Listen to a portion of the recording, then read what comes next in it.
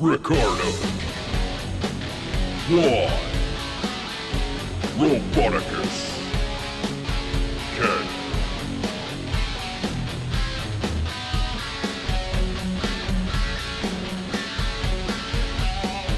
You find yourselves outside of the town of Haruk, sort of cutting across the countryside, eventually, coming across a road. Along this road, you decided to follow it, or you decided to cut across the road and continue through the countryside to the city of, and I believe it was Tiratoros. At which point you would decide which direction to try to leave the country of Thay. Most likely to the east, west, or south. As you were cutting across the road, however, from both directions came different disparate groups. One, a contingent of soldiers from the northeast. The other, what appeared to be a large horse-drawn house. It's a little unclear, but as it gets closer, you can begin to make out through the bushes some of the features of this large structure being pulled by these horses slowly up the dirt road. It is, in fact, a 2-story carriage. It is wobbly as all hell, colorfully decorated, with a great deal of wind chimes and baubles hanging off the sides. It has a sloped roof on both sides, as well as a single driver whipping the reins, moving it forward. And he begins to slow as he comes around the bend, seeing the contingent of troops.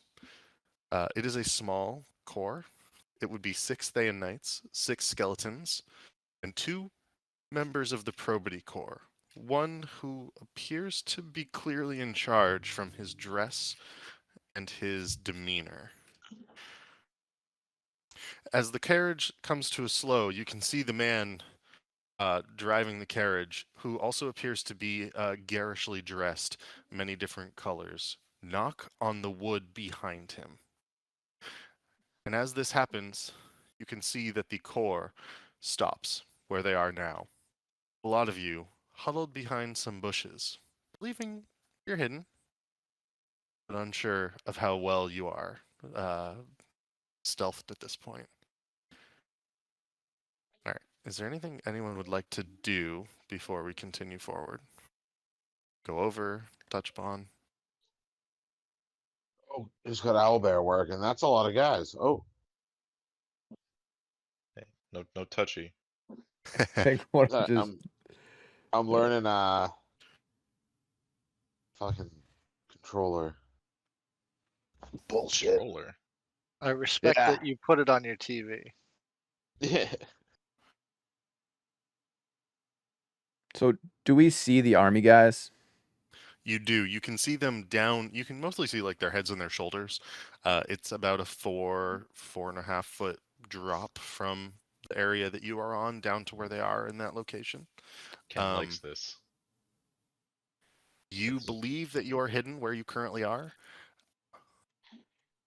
Okay, because I'm wondering, like, obviously we've seen this one token before, the one with the guy with the mask, the like metal looking mask thing. And I'm wondering, like, do we if we can see him from where we are, do we recognize him as the guy that, or are there a lot of people in this? Are there a lot of Thayan people that look like that? That's Go ahead and make a perception check. Okay, didn't. I rolled a, yeah, I rolled well, but 22. I'd rather save that 20 for something else. So it's funny. From this angle, you think you can tell that this would be a different individual in particular, because the one that you see here and now is large. This man would probably be 6'5", 280, 290, pretty big individual, different build than the individual you saw before. And with that perception check, you can see that this guy also has some sort of rank on his shoulder that would be different than the other. Okay. Cool. Yeah, I guess with that 20, could I tell if any symbols I got on? You can give me a moment, and I will pull it up. Yeah, it'd be nice to know what faction they're on. So again, the Thayan Knights have what you recognize as the Thayan Knight symbol, and the other individuals have the other one that I believe I've showed you before, but let me pull that up again.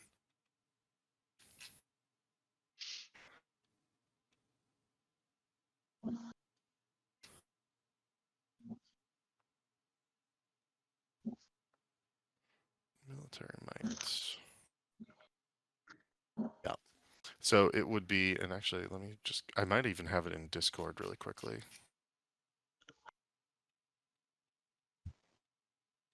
Yeah, it would be the two symbols that I have, and I will copy this and just repost it. It would be this one that you see here. And the individuals in the black armor have the symbol on the right in particular. The one with the mask also has, let's see, he has this symbol. What is going on there, Penguin? Sounds like some My, drumming. yeah, my roommate's got one of his bands over. Oh, I was like, wow, what is? Let's see.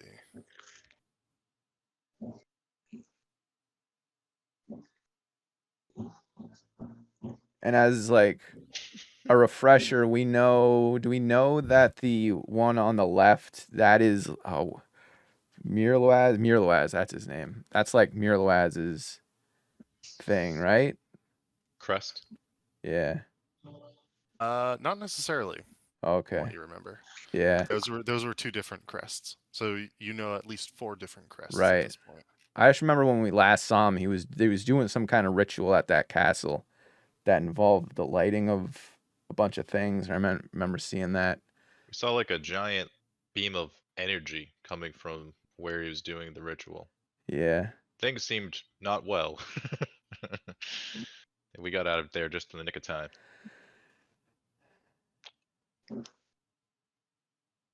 All right, so the one on the southern side has this symbol on his as his rank, basically. Okay. Oh, he's got a sword like the other one had. We definitely don't want to fuck with him. He Yeah. does have a sword. All right.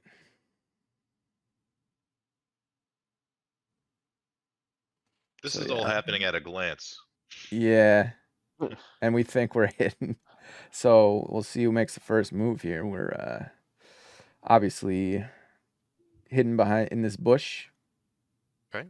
So Zatter play the group seemingly quote fingers remains hidden. Yeah, I All guess. right. If unless that's just anybody else has an idea, that's what we'll go with. Ah, Ken's good with that. Okay. He got his fireball. All right. I will get the cart to here.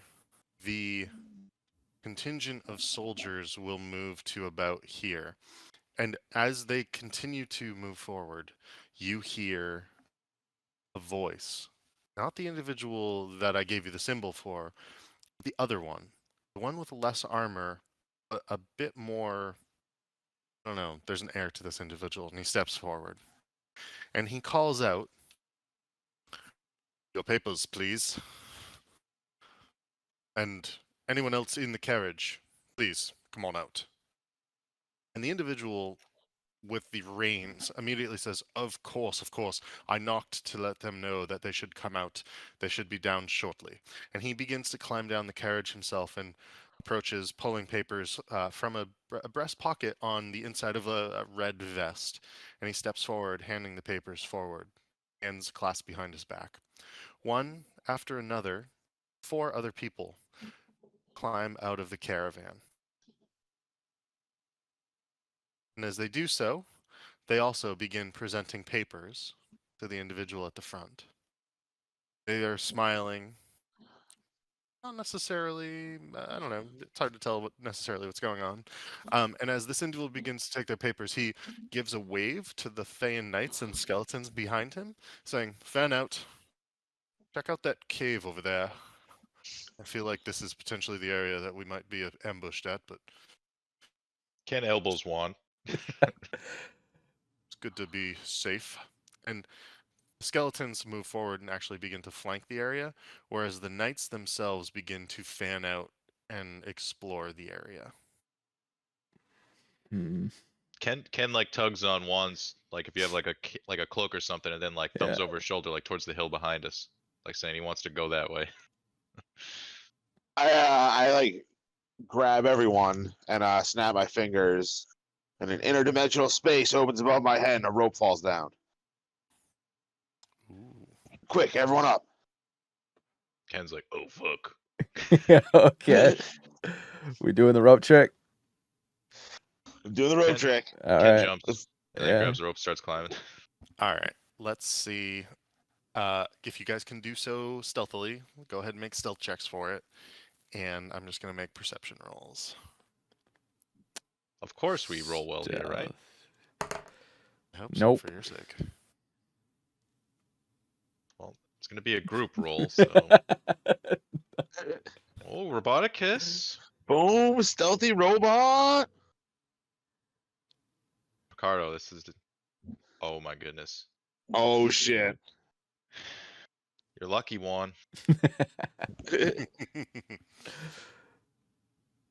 Oh, I'm going to have to. Damn it.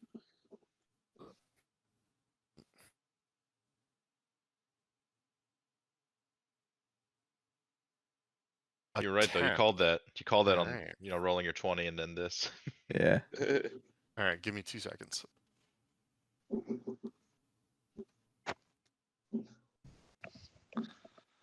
This rope trick is fucking handy. I was I saving it love all. this spell. I would have been okay with fighting here. I was Yeah. saving it all last campaign. They are waiting spurring to them. use They are spurring themselves out, which Yeah. would be favorable in a fight. All right, so I'm going to say that you're able to pass the stealth check to climb up into the rope trick without being noticed. What I will do is I will place a box over the area where you are. And all we can see now is below us, right? Yeah, let's see how this works. And can we hear? I assume we might be able to hear. Can we send one of our animals out there to scout while we're in here? You can send your animals out to scout, and the rule of the rope trick is that you can see out of it as if through a 3-foot by 5-foot window centered on the rope, so you cannot hear. Hmm. Just a window. But if we could telepathically be viewing through our animals, that would That's still allowed. work, right? Yeah, totally. I don't know if my Drake does that. Ken has nothing of the sort. Yeah, I don't have any animals. Ken looks at you puzzled, like, what the fuck are you talking about, man? Walking through an animal, what the fuck's that? I'm just talking to myself. Let me think. Ken's like, you want to take a peek? Do this. Ken sticks his head through the portal, the hole. Make a If- stealth check. Okay. 13.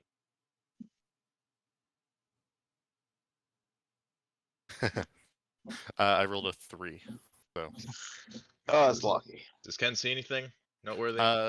you do. I will update the map. It appears that there are, these guys have fanned out even more. There are 2 Thayan knights checking out this tunnel, and as you poke your head out, you can hear them yelling back, "Nothing in here, boss. Looks empty. Couldn't really hide too much in here, anyways." And Go, keep going. Okay. More. as that's being done, the skeletons are falling back into line back here, and he goes, "Papers look in order. It appears that the what is her name? Sorry. It appears that Madame Hondor has allowed you free reign to move through Tiratoros, and that you are on your way to Haruk to perform. Tragic that we shall not see it. What is the name of your troop? And Aragal, the individual who announces himself as such, says, I'm Aragal, and these are the jovial jugglers. And you can see one of them actually take some balls out and like beginning to juggle them. He goes, interesting. We have no time for your shows now, but please travel safely along the roads and no funny business. You are guests in Thay. And they all sort of bow and step back. And he goes, troop, move out. And everyone begins to move this way. What are you Ken doing? pulls his head back up and tells the group what he saw, and all that jazz. Whatever Nick just said, and then he's gonna say, "Hey, maybe we should ask them where they got their papers, or maybe just ask if we can hide in that cart thing they have there. The thing seems pretty big. They seem kind of nice, right? And they're not from here." Join up with a traveling band of circus performers. Ken shrugs. And he's like, "I mean, I don't know. It seems like at the very least they can travel without being fucking ambushed like us. What if Maybe we can learn something from them at the least." what if That we would be nice. what if we just, and then took their papers? Ken sort of scratches his head. He's like, I mean, maybe, but they might be able to just get us our own or something. I don't know. But Okay. Ken's like, but the soldiers are leaving soon. Just give it a minute and we'll go talk to these people.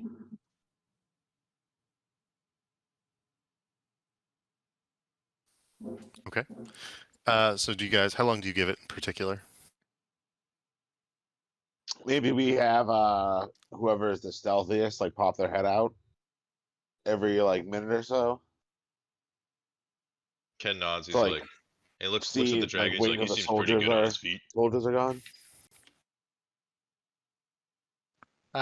What if I just jump down and just kind of scout on foot now?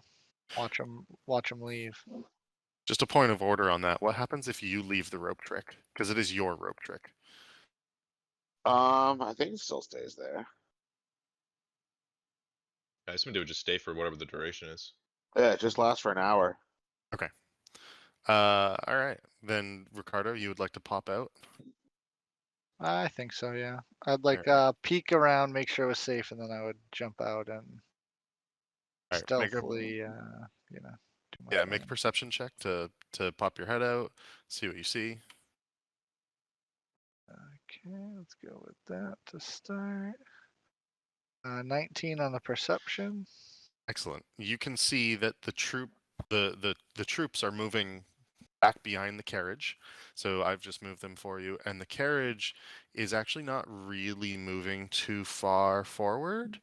It's moved to about here, and you can see Aragal directing, because one of them, there's two individuals here being like, Aragal, we should just stay here for the night. It looks like a safest place as any. And he's sort of scratching what would appear to be a wispy little beard on his chin and nodding. I think we'll do that. I think that's good. Make a stealth check as well. Sir. Nat 20. All right. Nobody sees you. And you can see that the troops will probably be gone within a minute or two. Excellent. All right. I'll I guess watch for the minute or two, make sure they're good and gone, and then pop back up in there and let the gang know that the coast is clear and the wagon seems to be making camp here for the night. So we can come up with a plan if you want to go visit them. Ken, if you're like still up here talking to us, Ken would be like, maybe we should see what these people are really like before we confront them. Yeah, we can spy on them for a little bit. And he looks back. He's like, "You're pretty good at sneaking. I guess maybe we stay here while you do your thing." I mean, yeah, that's fine. But you guys can Well, you guys only have an hour. I mean, if you just want me to go watch for an hour, but I think it's safe for you guys to come down unless we have the high ground. We can keep an eye Yeah, out. Ken shrugs like, yeah, maybe we just use this as like a fallback for the next hour. Let's just go like spy on him. Who cares? Let's go see what we can see. Yeah, let's visit them. All right. Can I get a stealth check from Ken if you're gonna do that? Yeah. If you're gonna spy on him. Are we all going to spy on him? Oh, Ken's going at least. If you're going, go ahead and make a stealth check. Do I need a new stealth check, or is my 20 my stealth check? Ooh, We can take that 20. That's fine. I mean, Yeah. Juan's not gonna sit in this thing all by himself. He's real- All right. And Juan, Perfect. In character. yeah. Juan, you in particular end up tumbling out as the last one out. So much Yeah. armor. There is a bit of a clank of armor. You are hidden, quote unquote, hidden behind the bushes, and you do hear the voices of the troop stop for a moment and be like, "Did you hear that? Sounded like metal over there." They also hear Ken Okay, laugh. so this That's what might- happens when we wear all that armor. This might actually work out. You guys Right all away. hide, and Juan will appear to be by himself. Juan's will make himself seem like he's alone, while you guys get in position to like do whatever you might do. I think would be the Ken would stay hidden Yeah. in behind these bushes, but relatively close to you. okay. So yeah, I'll If you're just if you're staying there. yeah. Okay. As this is happening, and I'm going to say that the only person who can see this would be Ricardo, not Dracaro. You see that this big individual, one of the two men, not the one who is driving the carriage, goes over to the car, feels underneath. You hear a click, click, and you can see leather straps fall as he catches what appears to be a 4-foot battle axe and hoists it over his shoulder and begins to walk in this direction. Do you pop out at all, Juan, or are you gonna wait until he comes around the bush? Oh, Juan will Juan will poke his head out from the bush and give him an Obi-Wan hello there. Hello there. What's up? My General, name's I Jeff. mean, Jeff. Yeah. I am Peter. Do you need to see our papers as well, good Thay Knight? No, that's all right. You guys seem legit. What are you I heard you guys might be like a some kind of acting troupe. What's going on there? He goes, Aragol, come here. And you can see somebody else beginning to come up, and he goes, "We are a troupe of acrobats and jugglers here at the bequest of the leader of Tiertoros, Madame Hondor. Can we help you? Your troop just left this way. Did you not go with them?" Oh, those guys? No, I'm not with them. I'm just a traveler. I'm traveling right now.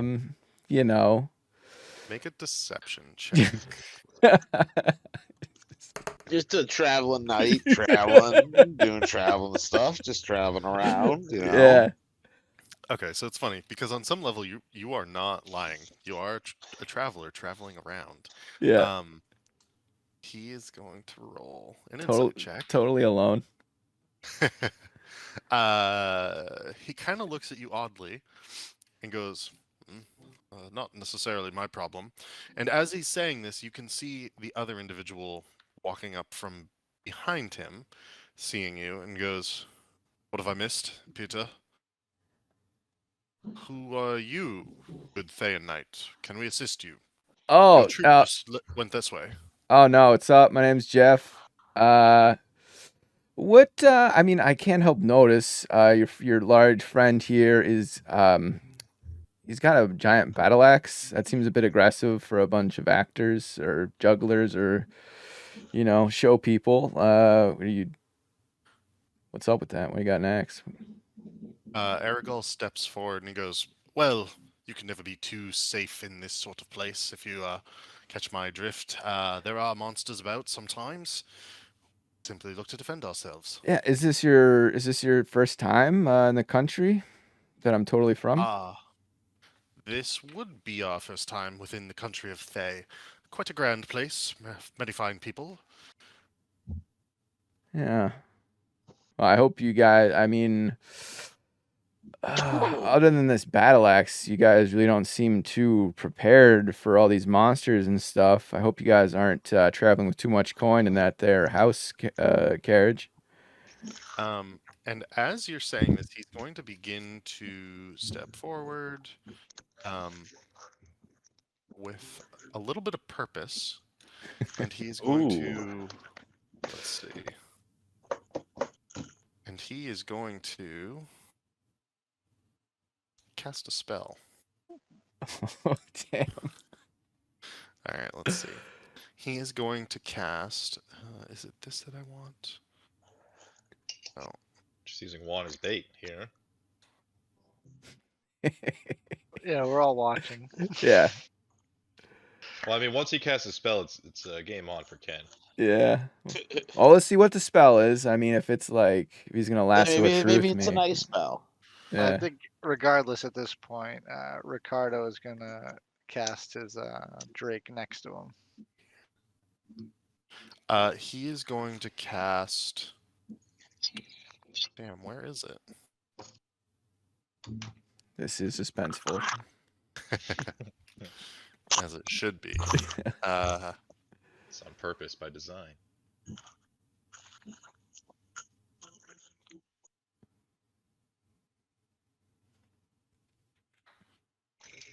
No, not that one. He's going to cast Mislead, which is going to require you to.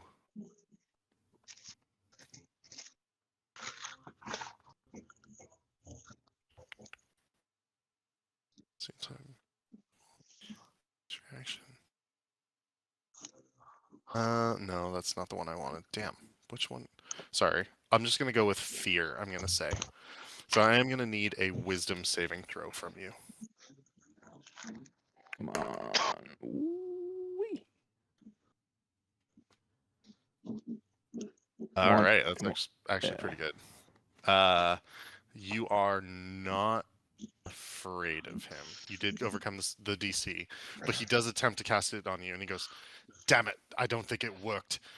Peter, we might have to take care of this one." I have a question. So I know this guy just tried to like bamboozle me. If we all Yeah. saw that though, Ken would start approaching. Like if they acted like aggressive towards you in any way. Yeah. After that, I think after a guy tried to do a spell on him, Juan would go for a throat grab.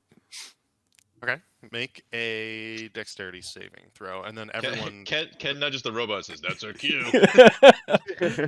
Dex save, you said? Yeah, and go Okay. ahead and roll initiative. Okay. So much for befriending these folk. All right, that's good Oh, enough to we'll grab just him. kill them and steal their stuff. That is good enough to grab him. Well, I feel like questioning, maybe, yeah. I feel like certainly question them before kill them, I think. So leave at least one alive. Yeah, What I'm especially hearing. this guy's doing spells and this guy's got a battle. I feel like they're traveling more party than what like I us. feel like they're more than what Yeah. they seem. They're probably like the real good doers. Yeah. Roboticus, would you like to join initiative? Yeah, sorry. Oh, it's all good. No, he doesn't have to. He doesn't have to join. He's just jamming out to some music. I don't hear it as much anymore. Oh wait, nope, there it is.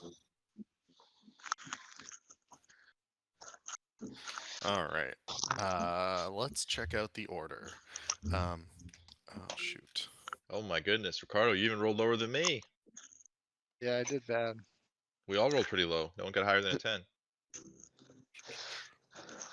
I'm just gonna do one thing really fast.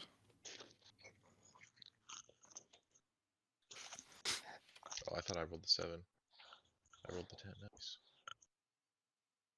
Excuse me. All right, the two women One who is short and stocky, the other who is very tall and angular, are going to act first in the order. And they begin to pull out hand crossbows and a short sword and a dagger. So they are both dual wielding, and they are both dual wielding different things. The one with the hand crossbows will immediately acrobatically jump up onto the top of the cart. So all of her movement will be used to climb up a side ladder to be on top of the cart, and she will be immediately be like, I see more. I see one over there. And she immediately points out Ricardo, who's not really hiding behind Just anything. out in the open. Oh, I'm Just like, out in the open. I'm on my belly. I'm in a ghillie suit. He thinks he's in the shadows when really he's just out in the open. Yeah, very much not out in the open. You lost the massive stealth that you had once you put yourself out from behind the bushes. And she is immediately going to take some pop shots at you. What a bitch. Yeah. This is she- Ken's turn to shine. These people have crossbows and shit. I haven't had to use That's- my monk ability yet. A natural 20 and a natural 2. The natural 20 is actually gonna do quite a bit of damage. Because she gets sneak attack on this. So the Oh, natural 20 is going to end up doing 21 points of damage from her crossbows. Ouch. She will then take that's chunky. cunning action to roll off the side of the cart and land below here, hiding. Let's see. The other one will 1, 2, 4, 7, 8, 9, 12. I'm just measuring. 15, 20, 25, 30, 35, 40, 45, 50, 55, 60. Yeah. She will move all the way to here, right behind Juan, sprinting, leaping up the embankment, which is, like, as I said, was only 4.5, 5 feet, and it's at an angle, so she's able to go up it even with doubling her movement across it. And she will immediately take 2 slashes with the sword and the dagger. And they will be at advantage. That's a natural 20. God So damn. and so the second one is going to be the one at advantage. Let's see. A 19 to hit. Does that hit one? Yeah. The nat 20 and the 19 hit. Okay. The nat 20 does oops. This will be the one that's not the nat 20, and then the other one will do crit damage. 15 damage, so 25 plus the sneak attack. So 27 points of damage. Okay.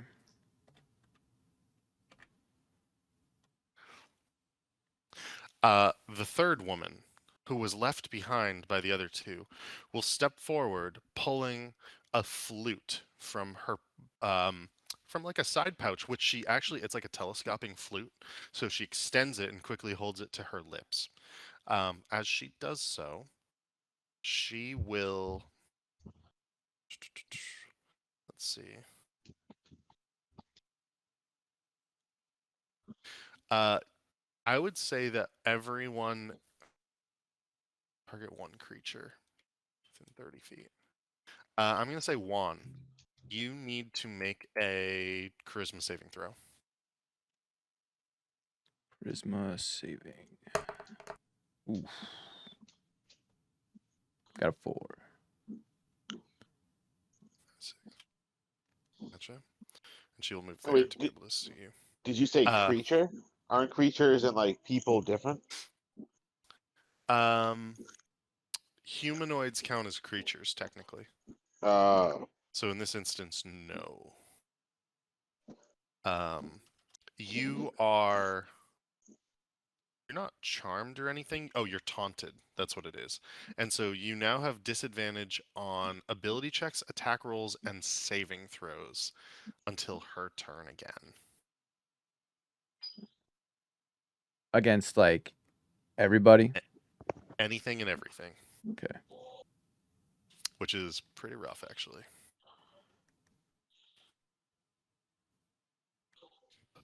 On you for that. All right. That was those three's turn. Ken, what would you like to do? Ken is pissed the fuck off after seeing that display right there. They just pummeled his friend. Ken uses his bonus action to click his heels, so his movement is now doubled, and he will yell, "Die, you bitch!" and run up and attack this woman. All right. Let's see. 2 unarmed strikes. 20, That's a hit. 24. Oh, is that? Oh, no, not a net. Okay. So then 16 damage. I want to see if I can do anything with my key here. So I use my bonus action. I don't know if I can. So both of them hit. Both Yeah. strikes do damage. It will have the first one, so the first one only does 3 damage using its uncanny dodge ability, but it will take 13 damage total. Yeah, that's all I can do because I use my bonus action to click my heels. I believe. All right. Good. Yeah. Actually, hold on. And then I'm gonna run away after this too. I'm gonna turn to Juan and say, "Come back to the robot and me," and then go back to where I was. And she gets an opportunity attack if she wants it. She does not actually, because she used her reaction to have some of your damage. Okay. Roboticus, what would you like to do? I'm gonna go try to back up my boy Juan. So I'm gonna run in, get behind this bitch, and I'm gonna start punching her in the back of the head. Gotcha. Let's see.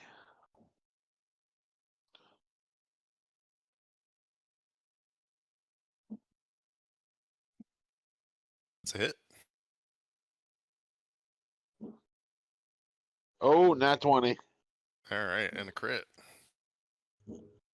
So here's the nat 20.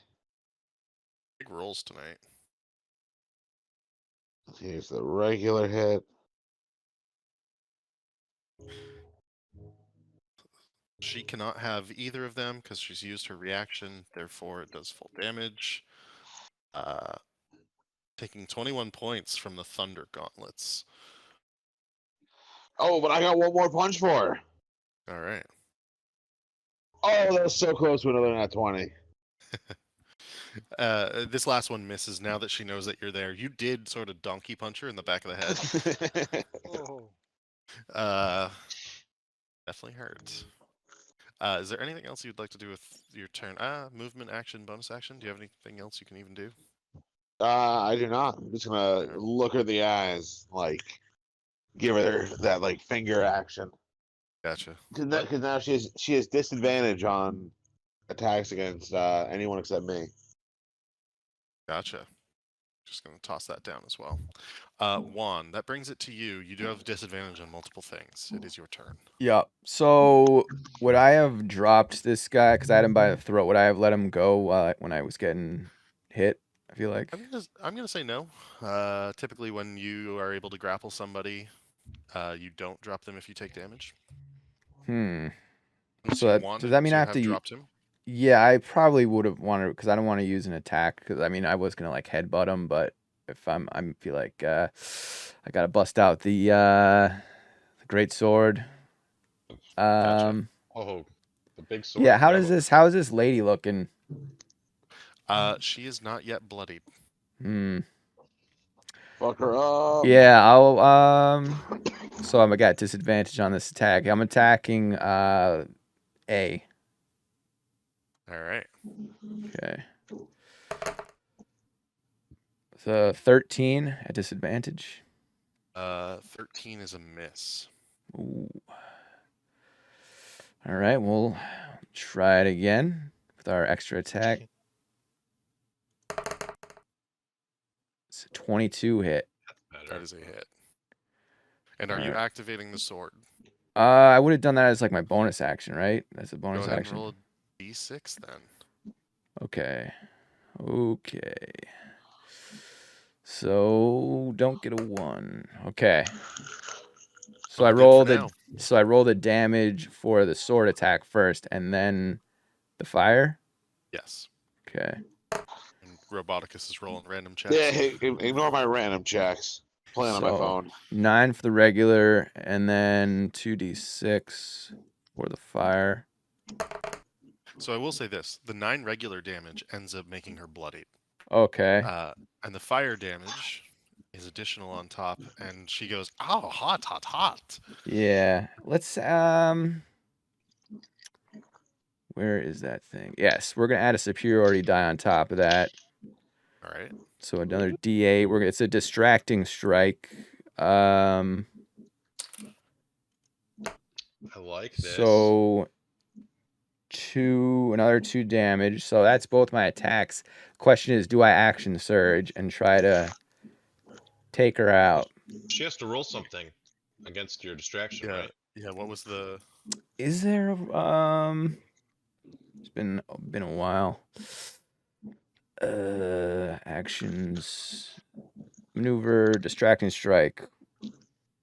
Because if she fails, I think she gets like disadvantage on attack rolls. Yeah, there's no save or anything for it. It's just the next person who attacks her with a weapon gets to do it at advantage. Oh, Oh, nice. Yeah. but with a weapon, that's unfortunate Yeah. for Ken. What do you I believe that your fists count as weapons, actually. I would agree I'll that leave fist- it up to you, fist- but Yeah. I'm Ken's almost mine, they positive that's it's a don't. rule. Like if I And go, Ken- yeah. I'm gonna check the monk because I'm pretty sure that's like a rule. I'm fine with that, but in Ken's mind, he does not use weapons.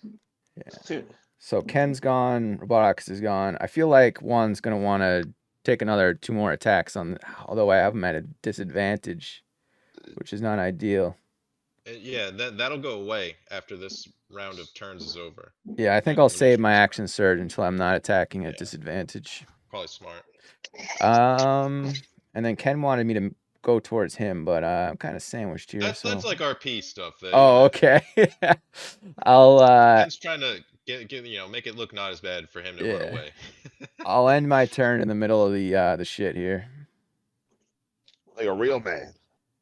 Well, But with my movement in these boots, this is gonna be my thing. Is like I just going hope in I and get to out. see another turn. Yeah, if they all focus you again, that's not gonna be good. But now that the robot's there, it should take some heat off of you. Hopefully. Unarmed And they know strikes. they know that Unarmed me strikes and are good. Count as weapon attacks. okay.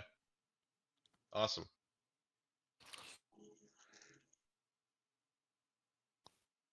All right. So this brings us to. Let's just double check this. Juan, that was your full turn. No Yep. movement. No movement. Okay. It will be the mage in front of you. Gosh, what is he gonna do? He will yell, "Protect the caravan at all costs. Something's fishy here." And he will shout for. Let's see. He will shout for Eliza. Go fetch those gods quickly. Oh. Looks back to the woman with the flute. Oh. He will then cast.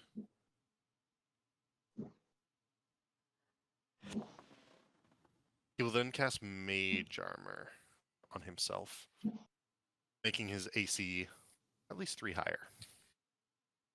But will he? Just gonna check one thing. That lady starts running. This is a perfect job for Ken. Well, 'Cause Yeah, he'll cast Mage Armor. That's it. That will be his turn. So he's buffed up. I think Ricardo will be able to cut her off. She tries making a run for it. Yeah, but she ain't going Ricardo, far with it's actually your counter turn. Yeah, Ricardo is going to use his bonus action to cast Hunter's Mark on this person that I guess that you can see right here. This lady. All right.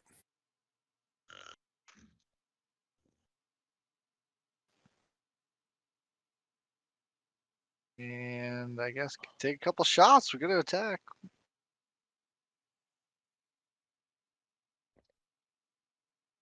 So first one is a nat 20. Holy smokes.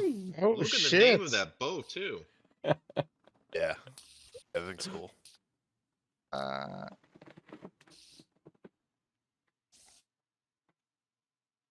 so 8 plus 1 plus 5. Cannon want the fancy weapons. All right. You are going to do 14 points of damage to her for the first Yep. one. Plus Hunter's Mark. Oh, yeah. Wow. Go ahead and double that as well. So 5. So another 10. All right. And then we'll take a second shot, She is bloodied. which was a 19. Oh my god. That is a hit. You guys see out of nowhere, because you can't really see Ricardo past these bushes and trees, these arrows suddenly like lancing into this woman who had been playing this flute. The flute suddenly playing a high piercing note as she screeches in pain.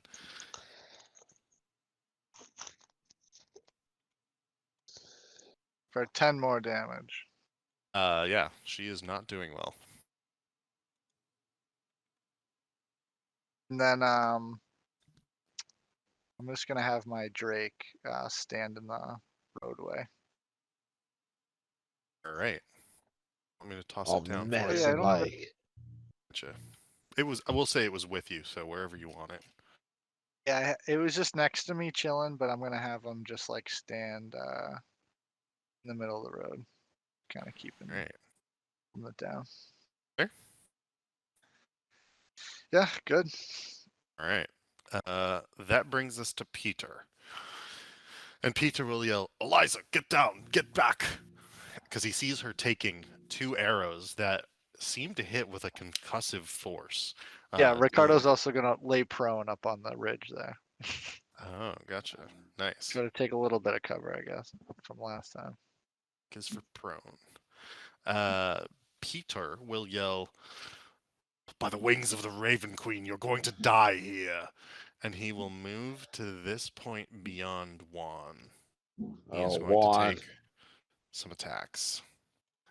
He will take 2 attacks. 18 hits. Yep. And he actually does extra damage because he's going to burn a spell slot for a smite. You would. For 14 points of damage. Second attack is going to be Damn. 17. Yep. Shit. He's not going to burn I mean, one it's for a smite. probably yeah. I'm down.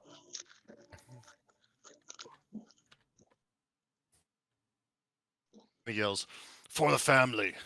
Bastani!" Juan.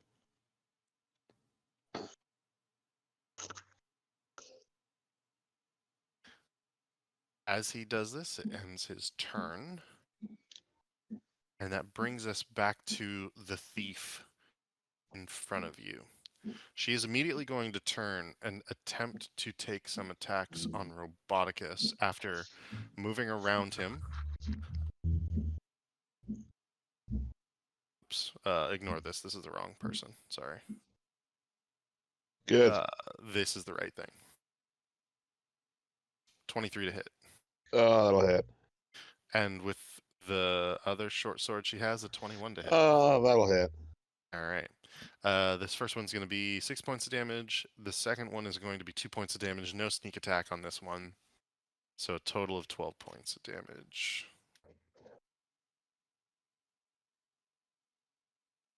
She is then going to disengage.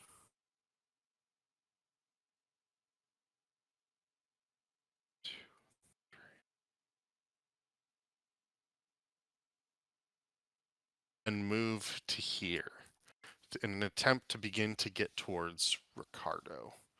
That will be her turn. Sadly, the woman behind the cart is going to have to spend her action reloading both of her crossbows. So that's what she's going to do. She is going to then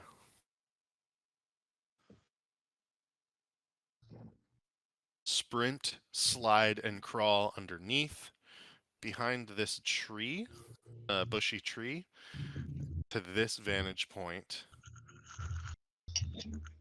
And in fact, let me fix that. She's going to disappear. Oh.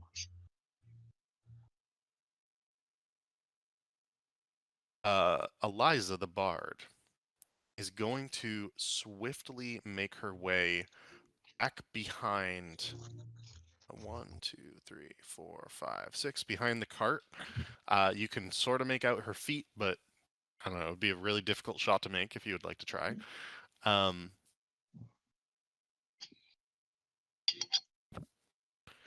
she will also disappear from your view.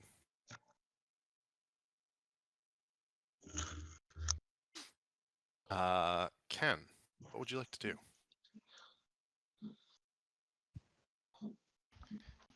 Which direction did Ken see them go? You probably wouldn't be able to see any of them, to be honest. You're kind of Oh. back behind that bush. Okay. Well, I would have at least saw my comrade go down. Mm-hmm. And during this fighting, did I see either of these guys take some damage at all?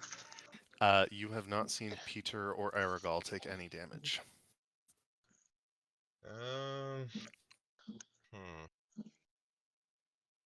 Well, they both don't really seem to be wearing armor, right? They are not. That is correct. Alright. Well, then Ken would just run up to the guy with the big axe and say, "Did you do that?" Pointing at Juan and be like, "I'll fucking kill you." And now he's gonna attack him. 19, and then crit. God damn. There's the crit. Fortunately, one of those was a 1, and then here's the regular. And that's And, against Peter. Okay. 17 damage, and then Juan's fists like flare up in flames. He says, "This is for Juan!" He goes for the flurry of blows, using his bonus action. Okay. So another 2 punches. That's a hit. 19 and a 14. That's also a hit. So then another 19 damage on top of the 17. All right. So you did a total of 36 points of damage. Yeah, that's pretty good. And then Ken he's not gonna run away this time. He's pissed off. He's just gonna keep his fist raised. All right. Is there anything else you can do with your turn? I could run away, but I'm not gonna this time. All right. Bodicus, what would you like to do? I guess I see Ken engaging this Peter guy, so I'm gonna go engage the. I'll go on this side of him. Engage the mage. Do you have any way of healing Robot Mans? I do not. Hmm.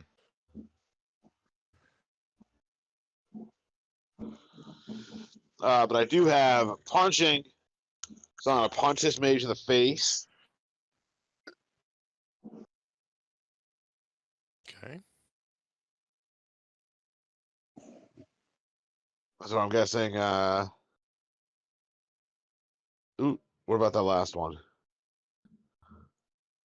Let's see. And you're doing. Oh, let me just double check something.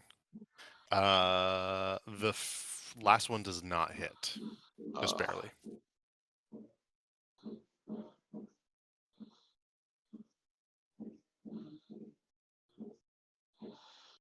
So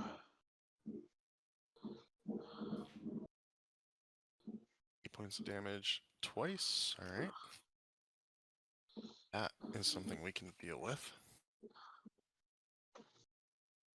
Both of your first 2 attacks hit. The third actually impacts upon. It looks like you hit it. You hit Aragol, and then you feel an invisible barrier finally coalesce into this place. Your punches were too fast at first.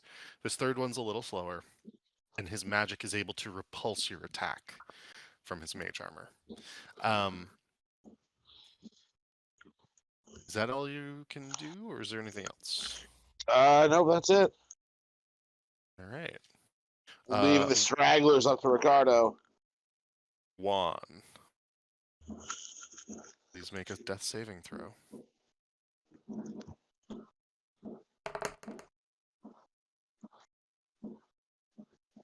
And as Juan lies bleeding on the ground from multiple stab wounds from short swords, Ken and Roboticus, the two of you see him cough, and there's blood coming up out of his mouth as he fails.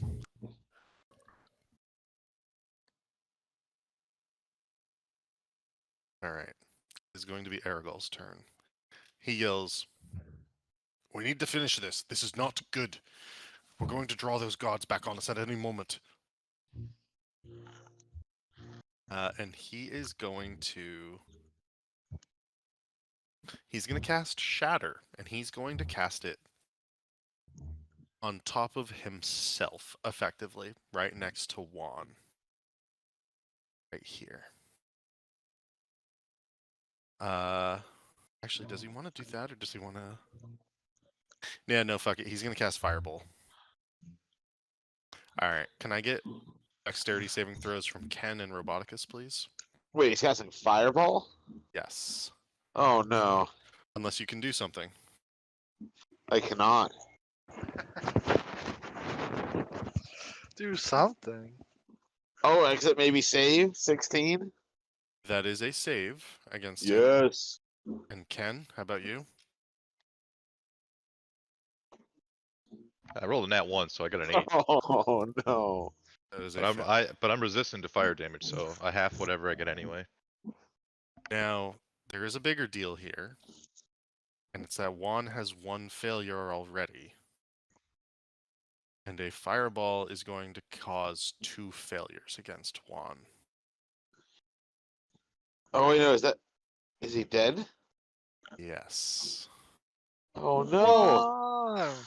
I believe that I want to double check the rules on this. But I think Juan might be dying. Our leader. Our brave and noble leader, no. This would be our first death.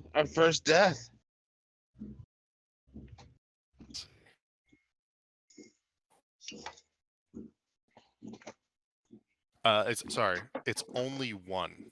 Ooh. Because it's not an attack, and because so if it were like a sword plunging into Juan, it would count as a critical hit, and therefore that would predicate 2 failures. Because it's a dexterity saving throw from like extraneous damage, it counts as 1 failure. So Juan lives! Nice. Juan lives for now. So I'm glad I just checked so everybody knows, Juan does have a water skin of that fancy water from the cave in his pocket. So Oh, I have a vial of that too. Would that save him? Ken promptly dumped all of his out. I thought that like ended up being really bad. I remember when Ken drank it and he said, "Oh, you get 3d6 whatever of healing or whatever." And then it wasn't until he went up to that thing and then started shitting his pants. Real special. Let's see. So that would be Aragol's turn. Oh, I need to roll the damage for the fireball. Sorry. I mean, you don't have to. 8d6. Oof. Oops. 6, 7, 8. So 32 points of damage. You both only take 16, however. Because Ken is resistant and Robotic is saved. Peter and Aragol take no damage. Aragol sculpts the spell around the two of them, and you see them completely just sort of shielding their eyes so that they're not too like blinded by the fire engulfing around them. But otherwise, they seem fine. Aragol is not going to move. His turn. Oh, you know what? I need to make a Constitution saving throw for him for concentration for Mage Armor. I think that's a concentration spell. Nope. Never mind. It's not. Just double check. I don't think it's concentration. Nope. Yeah, you're good. Ricardo, what would you like to do? All right. So, did the lady that was hiding behind the thing disappear, or I still see her foot? She has fully disappeared. Just fully disappeared. All right. Ricardo is going to. Actually, what is your passive perception? It's very good. It is. Oh wait, maybe. Yeah, 19. Yeah, And let's she should be She should be marked. So does that? If that. she is still marked. Does that give you anything? I'm sure it does. Let's see what it says. I think you have advantage on like tracking things that are marked. Yeah. Read it. Until the spell ends. Yeah, you do 1d6 extra damage, and you have advantage on perception or wisdom checks that you make if the target drops to 0. Yeah. So I just get advantage on perception and wisdom checks.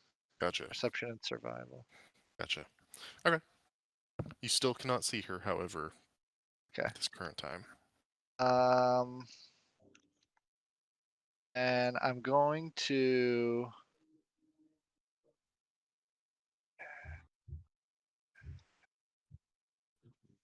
send my Drake into this thicket thing to see if it can stir up that person that ran in there. You can, yeah. So go ahead and send your Drake to a certain point. 1, 2. Yeah, somewhere around here just to go check it out. And then I'm gonna, be holding my action, I guess, at this point. Okay. So as the Drake begins to enter the thicket, it quickly sniffs out the other individual who was hidden behind the bush. Can I see that individual? Yeah, you can begin to see the bush move because she's like, "Oh shit! There's a dragony thing." All right, then I guess I'll take 2 shots at that thing then. That person. Okay. She does have some level of cover. That's fine. Feel good about it. All right. You know, it doesn't feel good. Our teammate about to die. Yeah, I don't know that. 21 to hit. 21 hits. All right, for 13 damage. All right. 13 damage. And then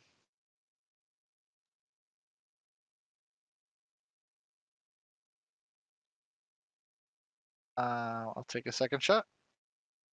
Okay. And do you want to use the Drake's power on either of these? Of course I do. Yeah, That's I think I also- can only do one, so I'll use it on this one. Okay. That's All right, also so a hit. another 21 to hit. Mhm. Right, this will be 12 damage. And then I will use one of the drakes, which is a. I think it's D6. something.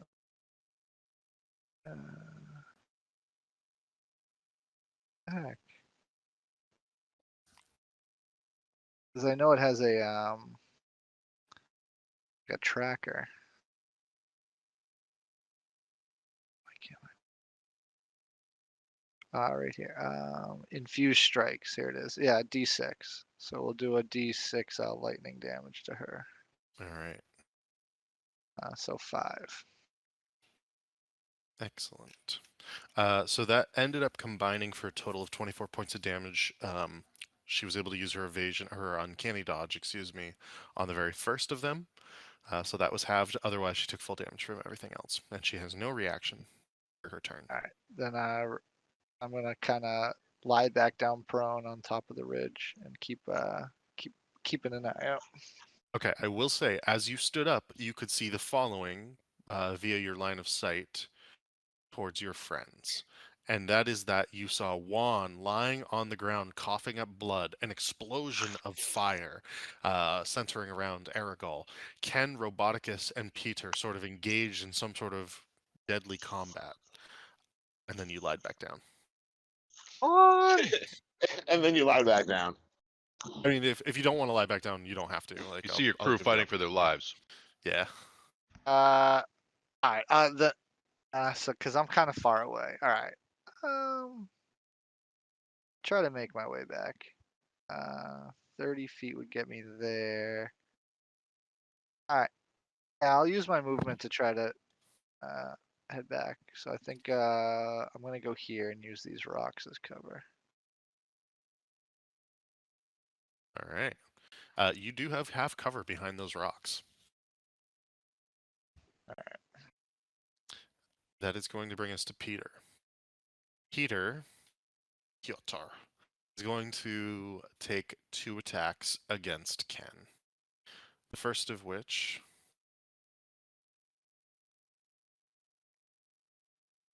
is a total miss. The second of which 16. I think that's good enough. Yeah, yep, that's good. All right. And it is going to be 10 points of damage. He's not going to use another smite at this moment. Ugh. He will say, however, Raven Queen shall like your soul, Flame Boy. That will be his turn. It is going to bring us to this individual here.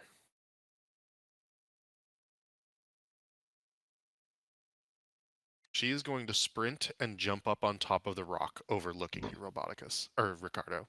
Oh. And she is going to be like, put down the bow, or else you die along with the rest of your friends. What would you like to do?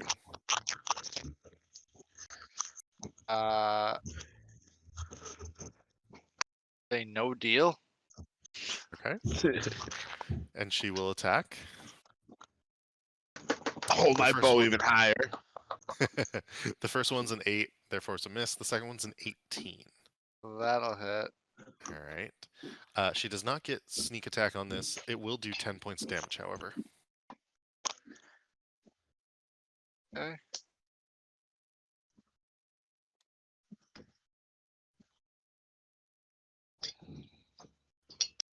That is going to be her full turn. That does bring us, however, to the individual with your Drake. She's going to pump some shots right into the Drake. She's going to take 2 of her shots directly into the Drake point blank. Therefore, these need to be at disadvantage, so ignore that first one for a moment. 12, does that hit your Drake? No. All right, and the second one from her hand crossbow, and 11. That's also going to miss. So Pretty she, sure that Drake has a higher AC than me. Yeah. therefore she misses. It's not going to do anything. She's going to disengage, and she's going to move away from the Drake to here and be like, "There's a dragony creature. I don't like it. I don't like it." She goes, "Its scales are really tough." Let's see. There are things happening that you don't know about.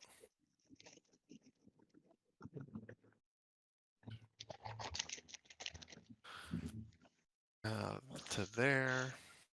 Ken, it is your turn. What would you like to do?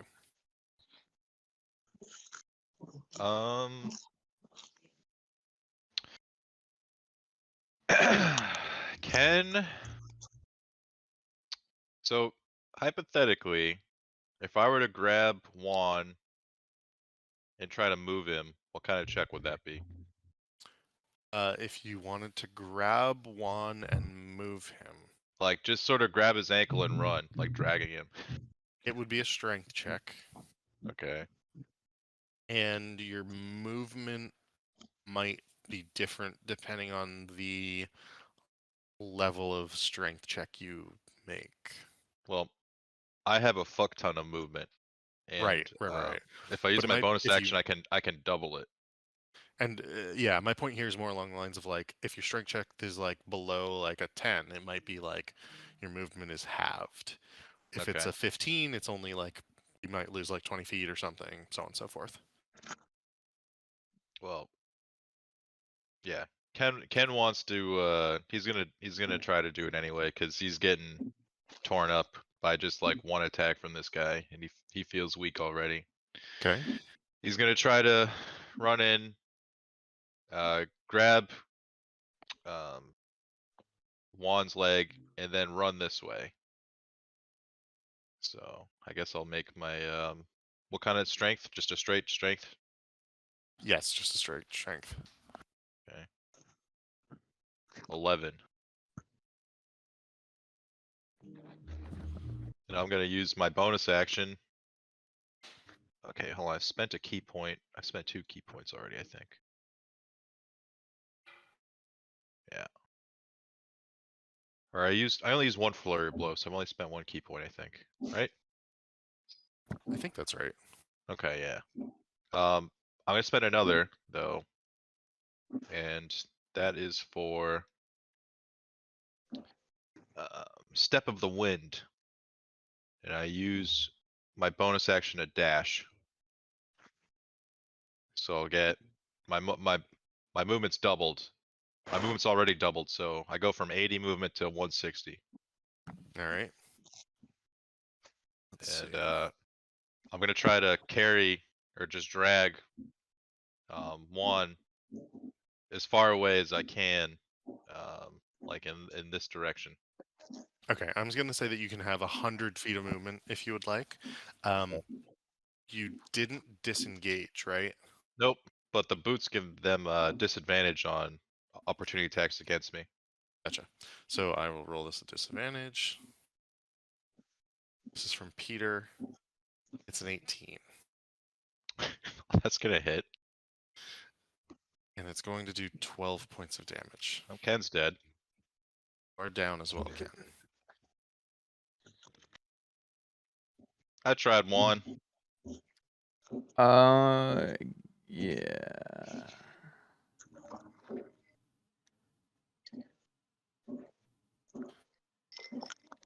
Alright, let's see.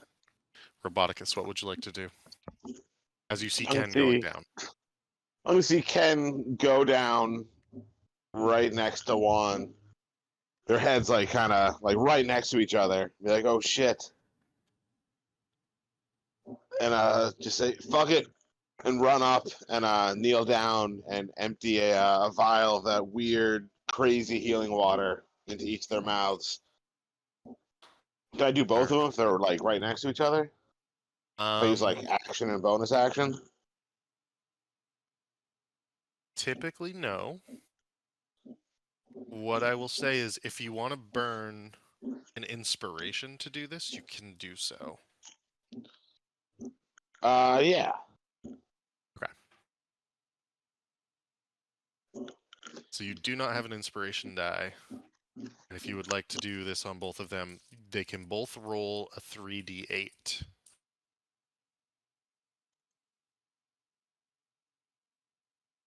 Three. Oh, D8. Okay. You probably just saved Juan's life. He Yeah. was next in the order. Wow, those are big rolls. So is that the HP we get back? That is the HP you get back. At the beginning of your turns, I will ask for Constitution saving throws from both of you. Okay. But that is dope.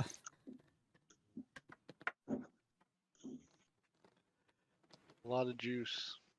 Roboticus, that is your entire action, bonus action, Yeah, inspiration that's die. everything. Okay. And I'm going to put you right here to be able to do that. So we'll put Ken here. Juan, welcome back to the land of Yeah. living. You are prone, but you are able to fight back if you so wish. What would you like to do? All right. So I guess one stands up, wipes the blood off his face. Is my sword still flame on? It can be, yes. Okay. Okay, so for my bonus action then, I'm going to second wind, All right. which is 1d10. So plus 5, so another 13. Okay. And then you said con save. See if I get the shits. Yep. Hmm. All right. So you are going to have disadvantage still. So like disadvantage would have wiped from that bard. You are going to have disadvantage in the same way for now, though. Okay. Yeah. And what's the shape this Peter guy is in? Is he He's taken a bit of damage. He He's took taking some shots? All right. 36 points of damage, but he's not bloodied yet. Yeah, let's go at him then. So disadvantage. You are right next to the mage too, who is fireballing us. The mage has mage armor though. But he's fireballing us too. That is a good point. And wait, so I guess the deciding thing would be, when does the mage go in the orders? I feel like he goes next. Mage is next. That is correct. Ooh. Definitely at the mage. At least that's I my don't know Yeah. if we even damaged him though. You have given him 16 points of damage. I do roll against at disadvantage. I think Sorry, because it's only going to be skills and saving throws at disadvantage. I'm sorry, I misread that for a moment. so my attacks are Your attacks are okay. so Yeah. I'm just a bit gassy and I can still attack. Okay. Yeah, we'll go for the mage since he goes next. Yeah. Can 18 to Man. hit. That's a hit. No, I just thought. Thank God Ken randomly decided to drink that water. Yeah, yeah. Okay, so do I have to roll for the fire, right? Yep. So I have to roll a d6, 3, so I don't take any damage. Okay, so roll so that was terrible. So 7 plus 2d6.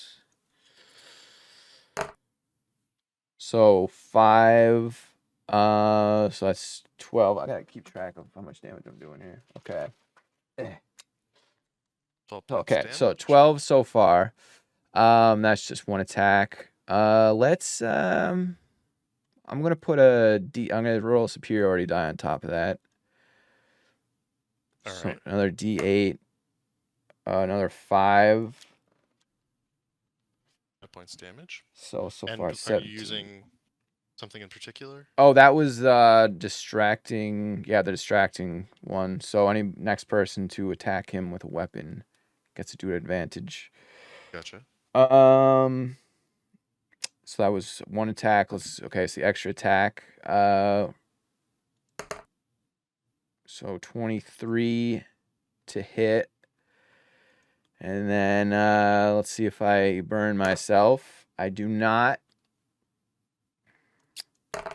So another 12. That's a little better. All right. 12 points damage. How much fire? Let's see. 2d6. Can you heal Well- yourself? Oh, I already You already did. did. So yeah, so another 4. So I'm up to 29. Is that 33? How? I think I've done 33 so far. How is he? He is bloodied. And in fact, as you do this strike, he goes down on one knee and he's like, "Oh God, oh dear, oh no." Okay. Um. He's doing the So thing in Elden Ring. if He's I vulnerable for an attack. if I wanted to talk to him, like would that use any like kind of action or anything? It's like a free action. Yeah, I It just want to depends on ask how much you him. want to do, but I'm just gonna say I'll just tell him submit now or I'm going to kill you. roll an intimidation check at advantage. Yield now. Yeah. Okay, so 16 and before you I feel like this is pretty important. So before you say whether or not that succeeds, I'm gonna add one of my superiority die on top of that called commanding presence. Oh, all right. Right, yeah, Gotcha. because I want to make sure this works too. So 18. Yeah, Okay. 18. Okay. So the wisdom check was to assess the situation around him. It was not as a counter check for the intimidation. Okay. With 16 plus 2 is 18. You overcame his remaining HP, which in this instance I was using as the DC. He had 17 HP left. Nice. So the Wow. superiority die put you right over the top. And staying down on one knee, he goes, "Peter, drop your axe. I don't want to die today, and I don't want to lose Eliza or the rest of the women." And Peter sort of steps back, axe put back down on the ground, sort of held in one hand but by his side. Let's take our 5-minute break here, and we will be out of combat. You can talk things over with these folks, but before we do anything else and before I forget, I need one more Constitution saving throw from Ken and Juan. Okay. Oof. You guys gonna poop your pants? I can't go to 6. You Alright. guys are pooping your pants.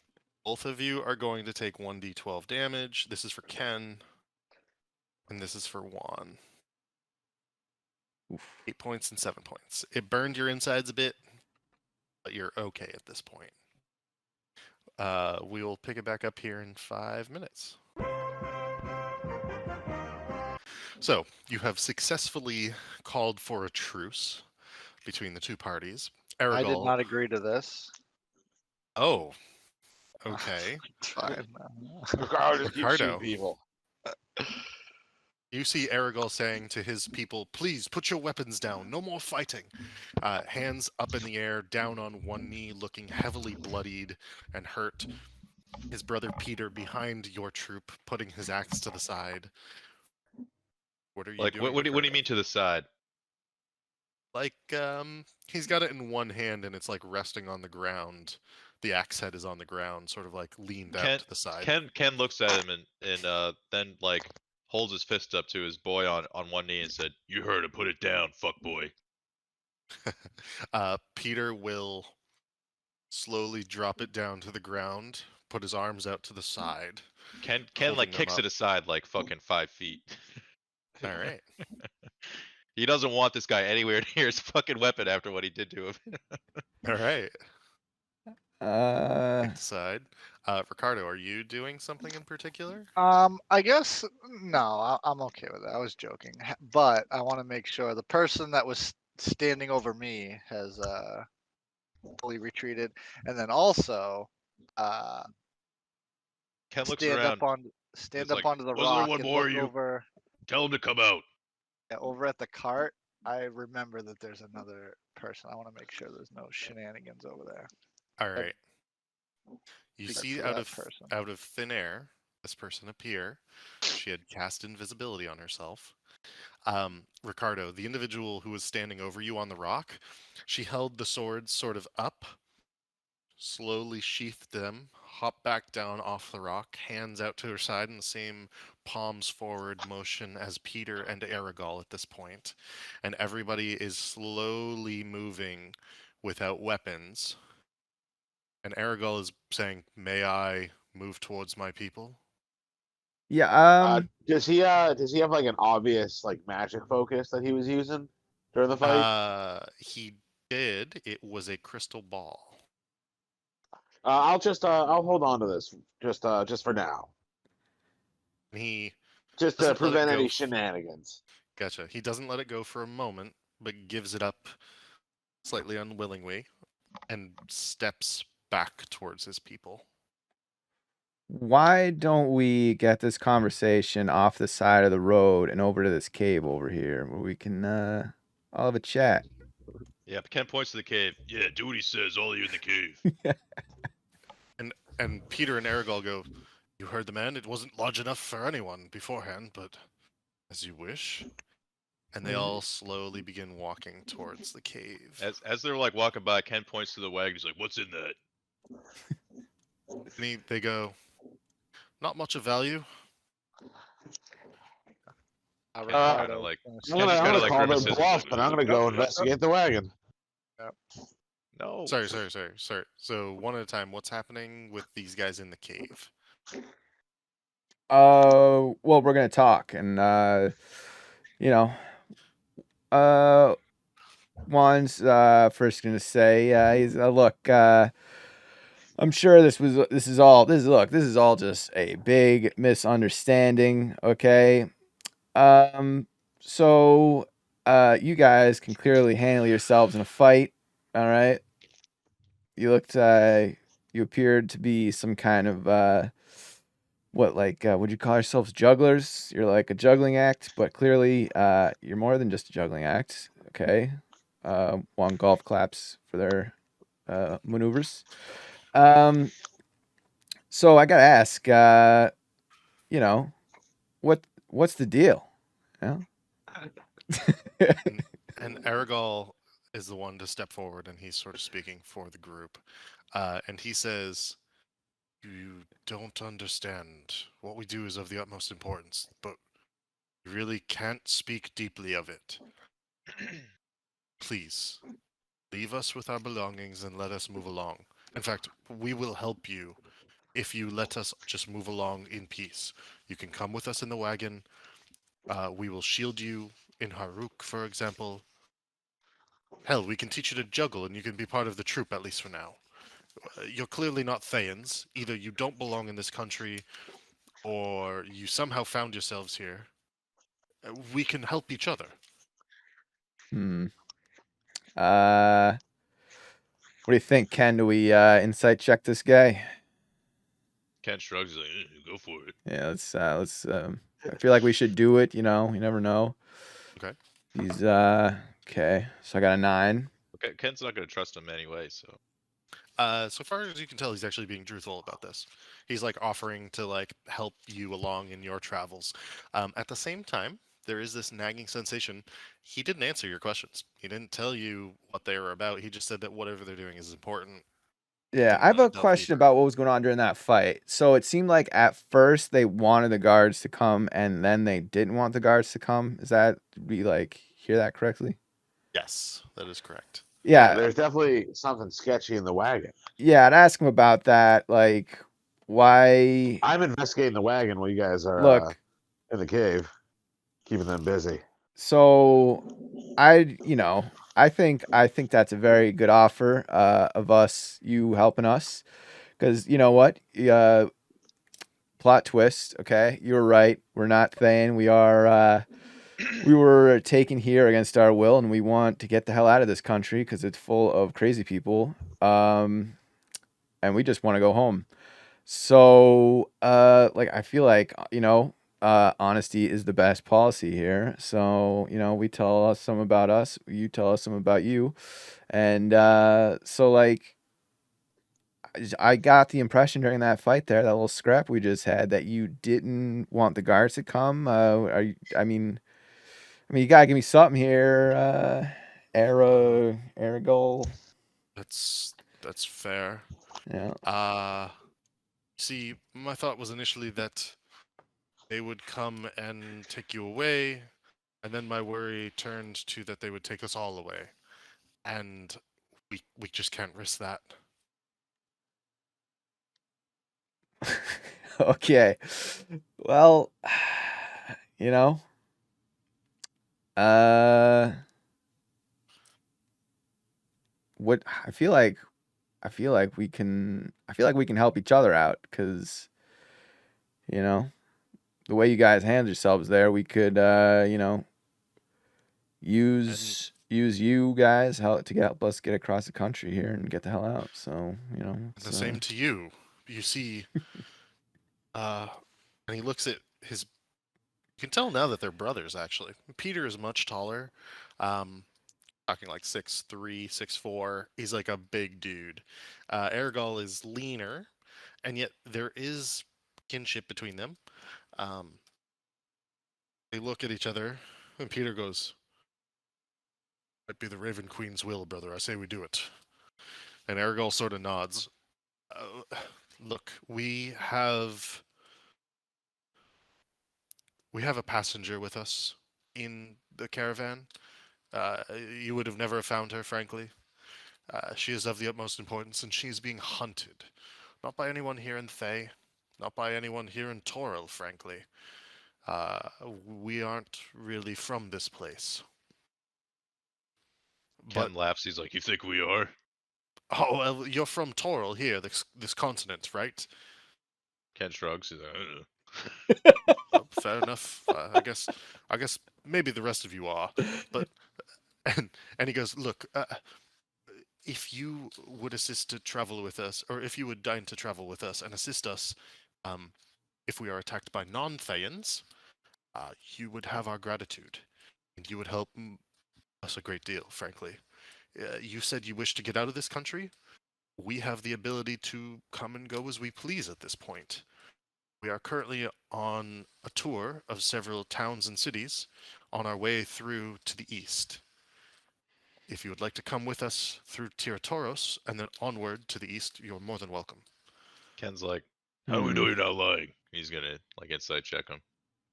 I can show you the artifact that is holding our person. Would that be enough security? And at this, Peter goes, absolutely not. We do not show him that. He goes, may I speak with my brother for a moment? Sure. All right. He's going to go off. They're going to go at the back of the cave, which is really not that far away. If you would like to try to listen in on them, you may do so. Ooh, I feel like we Well, would well- like to. Well, after all the stuff Ken said, he wanted to insight check them. Oh, okay. Go ahead. Insight check before they go off. 15. It's a pretty good one. All right. Ergal is being serious. You can see that there's fear in Peter's eyes. He does not trust you yet. The women Likewise. have remained silent, and they are watching you all like hawks. They are not actively hostile, yet they are prepared to continue to fight if need be. Hmm. That said, as Ergal and Peter go towards the back of the cave, the women step forward, and I'll just switch them really quickly.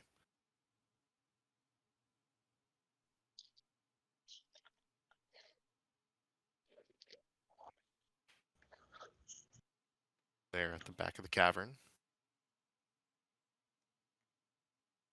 Would you like to try to listen in?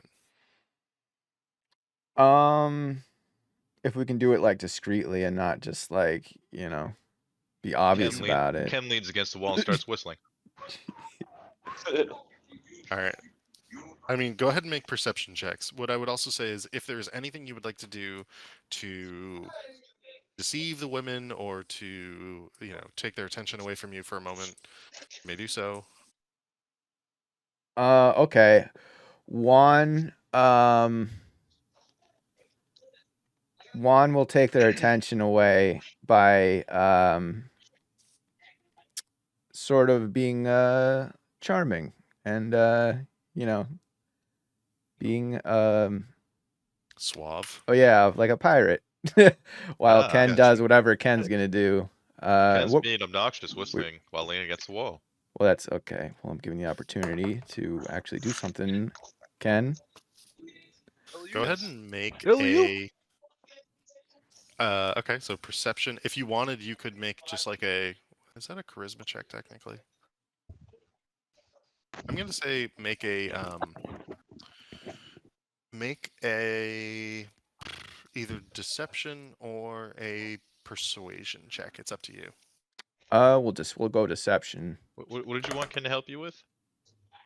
So you maybe can. I'm distracting them, so you can get like a closer in on their conversation.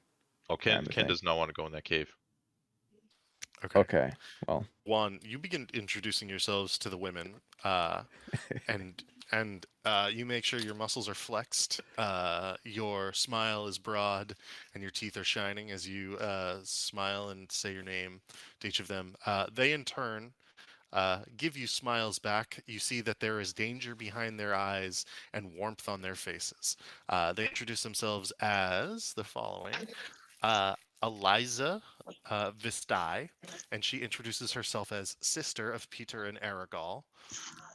Damia, and Damia would be the shorter and stouter of the two remaining women, and Yvonne, who is the taller and more angular featured of the others. Um, Damia and Yvonne are not related to Peter, Aragal, and Eliza. They are friends. They are longtime companions of them. Uh, and you can see that their smiles are, behind their smiles is something more. There's danger there. Yet they are not actively looking to hurt you, and they are waiting for Peter and Aragal to come back. Yeah. Based on your perception checks, I'm going to say that you were unable to hear what was going on, and they will step back forth to the front, with Eliza and Damia stepping back for them once more, Yvonne stepping back, and saying, "Look, we can show you where the precious artifact is hidden, because it is important that you know where it is in case something does happen to us. You see, if we are hurt, we would like to pass it along to you to protect. Is this fair?" I think this is fair. I have one more question. And I don't think this is that big of a deal, but I noticed you guys when you're talking to those guards, you had papers. Yes.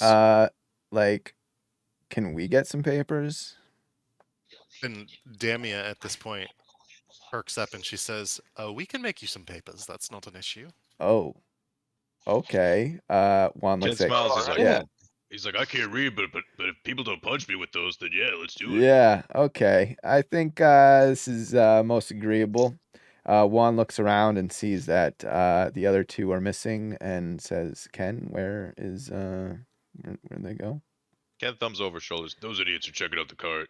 All right. All right. And that's where we'll bounce to for the next 5 or 10 minutes as these guys go into the cart. I am going to bring out the bits of the cart so you guys can explore the first floor because it is a 2-story cart. Let's make sure this is the right one. Yes. Is this the right one? Yeah. Is this bigger? Their cart with obviously nothing in it. No, right? Pretty sweet little cart that they got here.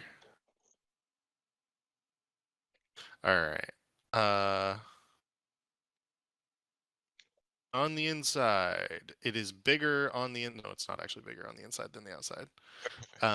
Better not be.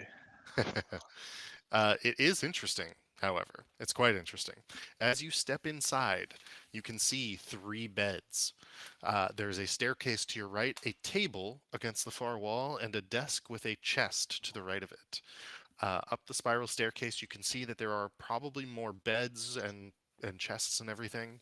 What would you like to do on the inside? And I will put you both on the inside so you can poke around. Did you say the chest had a lock on it? Yep, the chest is locked by the looks of it. I'm gonna see if I can pick it. All right. Beep boop. Steal from strangers. I don't understand this whole yours and mine concept. I'm a robot, you know? This is what is a sleight of hand? Yeah.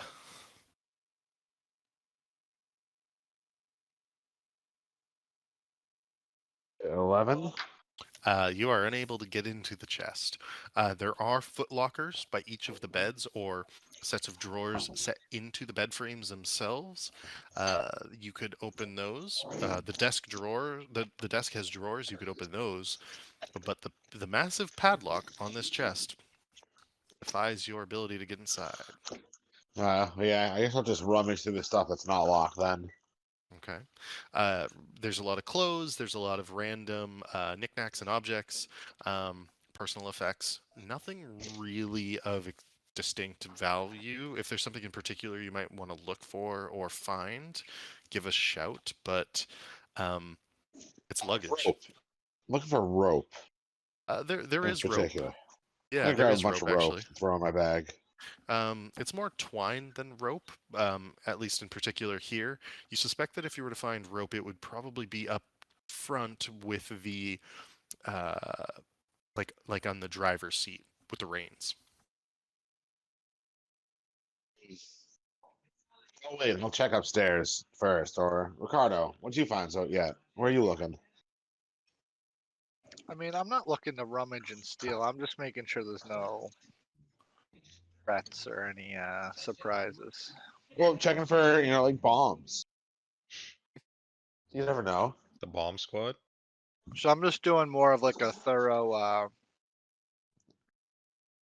check without like stealing objects or shit. Okay. Yeah. Again, 3 beds. They are pretty well maintained. One of them in particular looks pretty unkept and unslept in.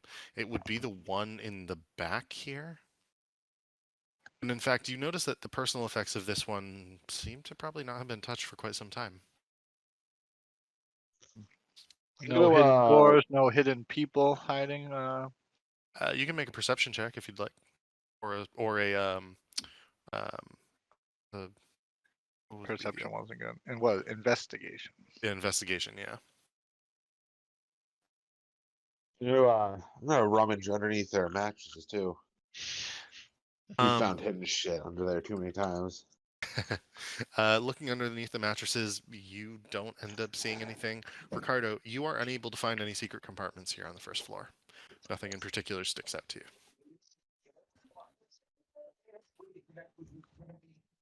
Would you guys like to go to the second floor? Oh yeah, I gotta clear this place. All right. Yeah. Stepping up Be- into the second floor, Be thorough. you find 3 more beds, a kitchen, and what would appear to be some sort of table that they all sit around.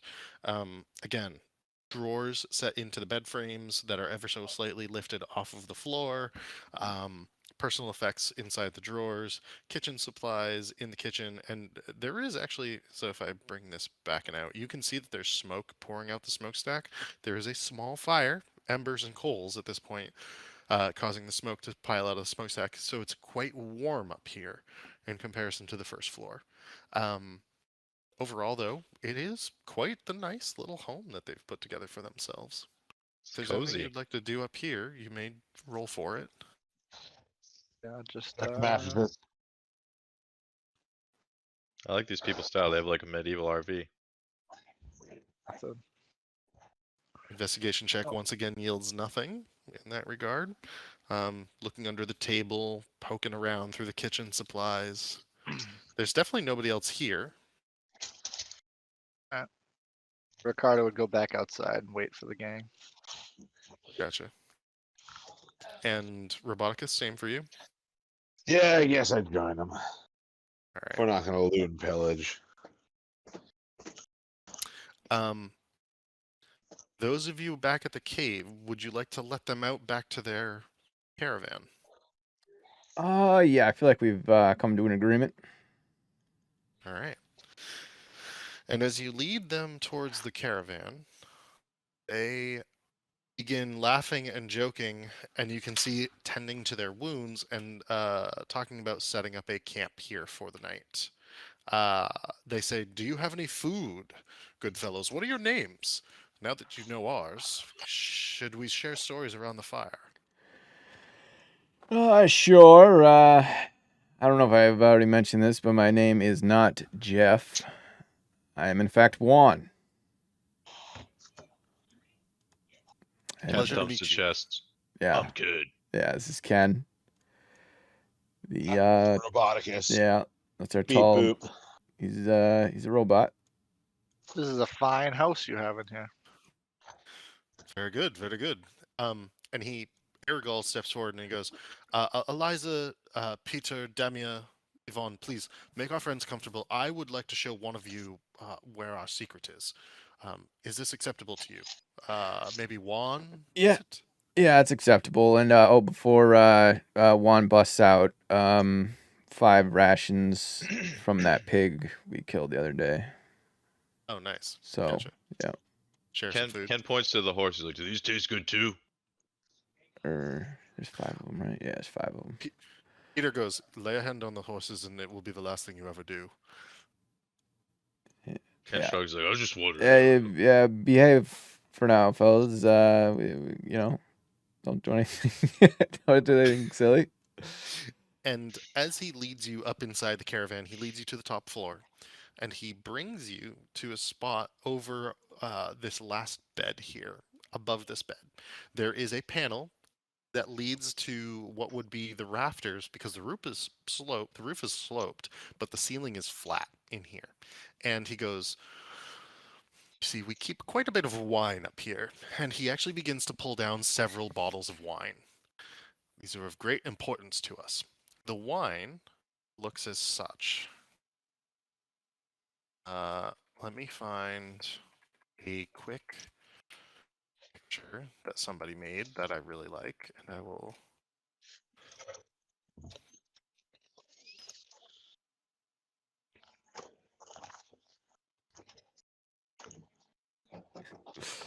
All right, there are many bottles of wine, and they have all of these different types of labels on them. Okay.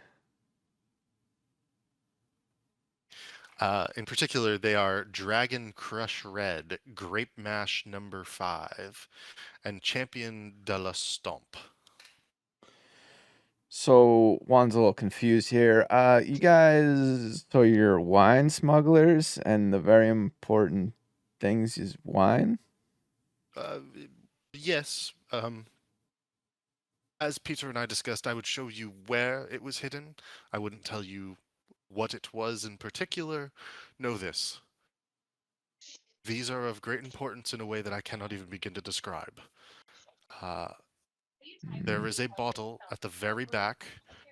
If you were to crawl up and into there, where you would find it would have a different label.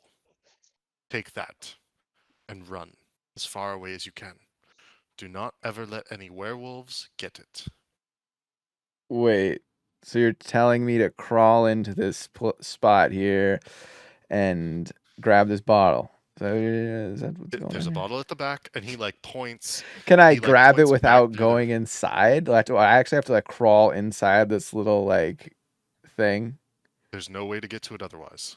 Is this guy trying to He's bait he's me? not asking you. He's not asking you to go get it right now. Oh, okay. I was gonna say, is this guy trying to bait me into his his closet? Just capture you. Yeah. Okay. No, no. Okay. That seems, But these other bottles are just regular bottles of wine. They're just super fancy. That is correct. In fact, Champagne de la Stomp in particular is quite good here. And he pulls one down and he goes, let's have some grape mash as well. And he brings them down and he goes, tonight we sip with our new friends. And Eliza, Damia, Yvonne, Peter go, hey, to the sty. And Aragol holds up the bottles and says back, to the sty. And they begin making a campfire in this area, prepping food. And they actually begin pouring out the wines in a bunch of the different cups they have, handing you cups. They are drinking it themselves in case you are worried Okay. about that. Yeah. I wasn't gonna drink unless they were drinking. They are drinking. They are actively drinking. All right. Yeah. Ken finally seems to calm down a little bit. And he's like, If we Alright, need, this isn't so bad. I don't know if we need a fire, but I got a fire. Hey, that's perfect. Yeah. And they circle about. They're getting comfortable. They immediately, however, do organize a watch. They would like 2 people for a watch, considering that there are now 9 of you throughout the evening. Eliza is going to take the first watch from her group. Who would like to take the first watch from your group? I think I'm Cool. like technically always awake. I just go into like a like stationary mode. I think you need at least 4 or 6 hours of like rest, though. Still, even as a Yeah, Ken will take the first watch and then kick I can somebody else see, for I the can see and next one. hear as normal. I just don't move. I have to spend at least 6 hours in an inactive, motionless state. gotcha. So you would still be able to take one watch. I'm gonna say. And then just be able to hear and still Yeah. basically be a statue, be a gargoyle. Sentry mode. So would you like to take the first watch? Sure. Okay.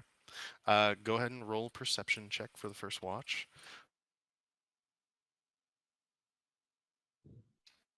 I am going to roll. Actually, I'm going to roll a d20.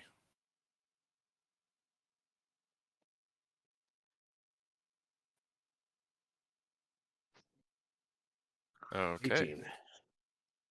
18. During your watch, you and Eliza, who has been tending her wounds and is speaking with you, in case you would like to speak with her, you Sure. do hear rustling in the bushes. Maybe off to the other side of the cart in particular. Not necessarily like the Drake is probably by you at this point, but it's probably where the Drake was in this area that you hear rustling in the bushes. I make one of my crossbow bolts give off 5 feet of light, and I shoot it in that direction. Okay, make an attack roll.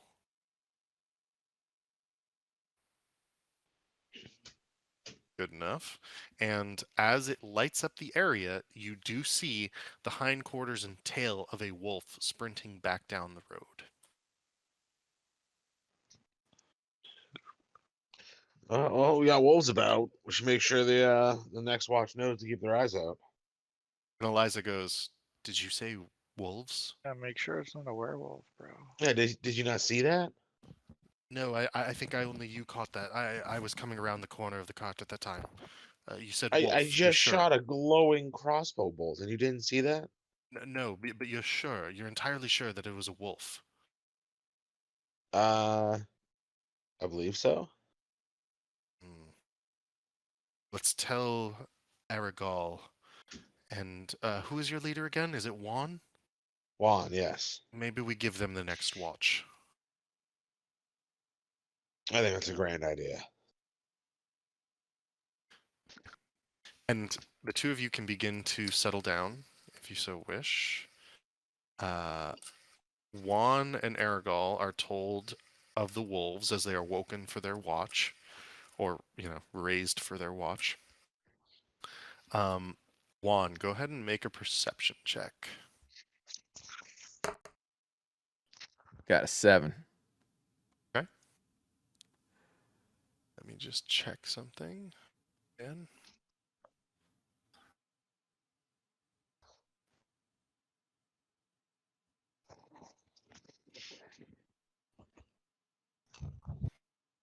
Okay. Your watch actually goes quietly. Nothing occurs. Everything is calm. Okay. I feel like so that's the end of the watch then. Yep, that is the end of the watch. Who would you like to wake I up? want to wake up Ricardo since he's got the juiced perception, right? All right. Yeah, I think.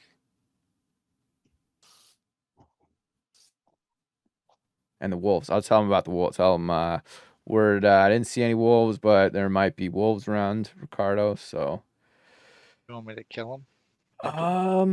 just keep him away from the group here. Don't go chasing them like down. Don't go running off in the woods. But yeah. All right. Go ahead and roll a perception check, Ricardo, for your watch. Yep.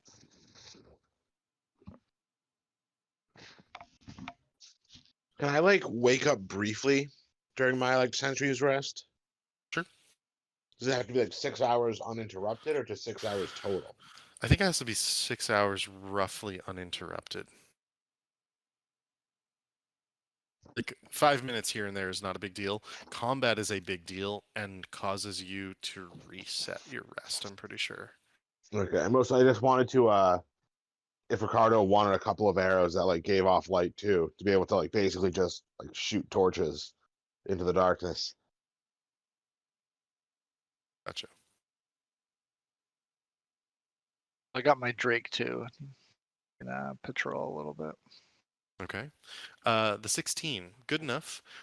You do find your Drake in particular alerts you to wolf scat down the road. You do not see any over by the cave. You do not see any on the road in either direction or off into the woods to the south. All is quiet once more during your watch. If you would like to wake Ken for the last watch, you may do so. Yep. And you're up, big guy. Watch out for the Yeah. wolves. These Wolves, guys what the seem to be fuck? skittish about wolves, and Actually, I'm up now too. It's been 6 hours. You've only had 4 hours, Wait, how long are the watches? 2 hours The wa- each. Oh, okay, never mind then.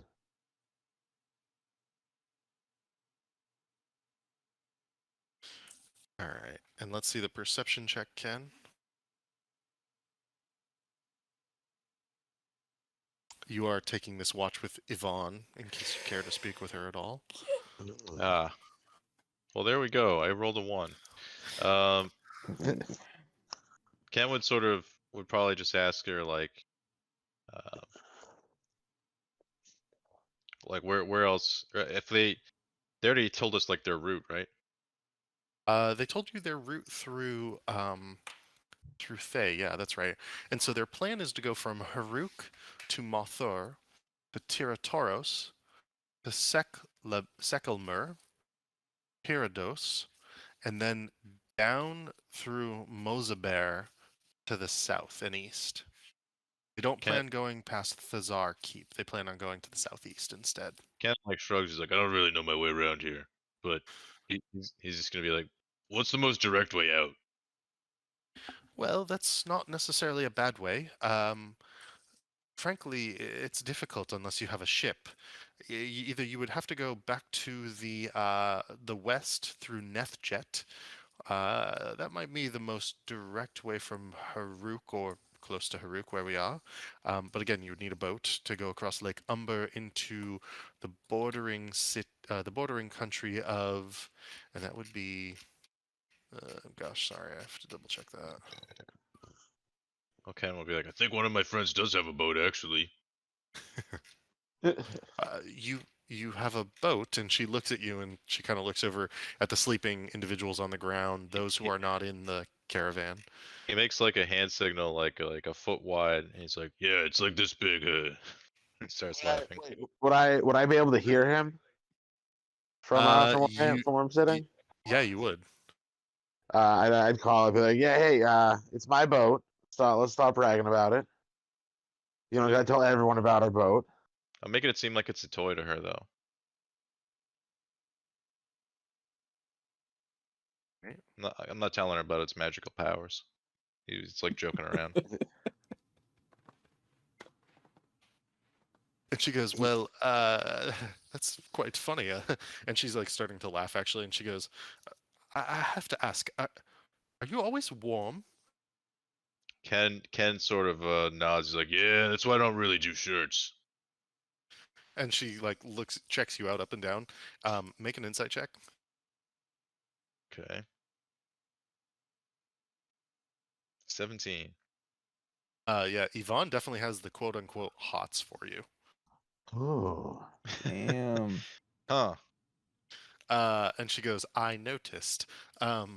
She goes, "Oh, I'm always cold." Mm. Gotta we had to That's all that explain Ken does. Just go. Nonetheless, you got a 5 on your perception check. The night is quiet, nonetheless. Nothing occurs. He'll take the mental note that one of the ladies fancies him. And as you begin packing up in the morn, Aragol steps forward and says, "So, papers.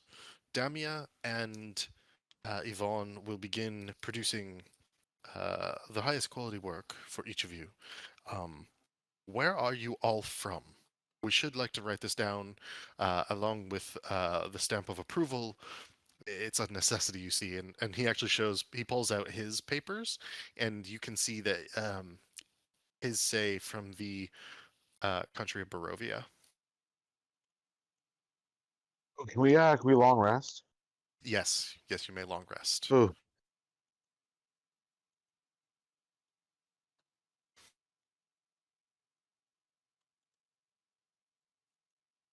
Cool. Long rests are nice. That's Long rest good. would be cool. Especially after that fight where it seemed like we might not ever get a long rest again. The long rest. The Yeah, long rest. yeah, exactly. We were taking the longest rest.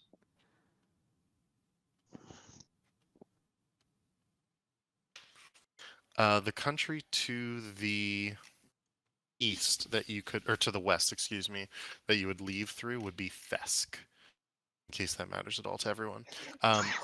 Directly to the east of Thay would be the Endless Wastes, whereas if you go to the southeast, you can either go to the country of Mergom or to the free city of Sultim, and from Sultim you could get a boat, and that is currently the company of the Jovial Jugglers plan is to go to the free city of Sultim.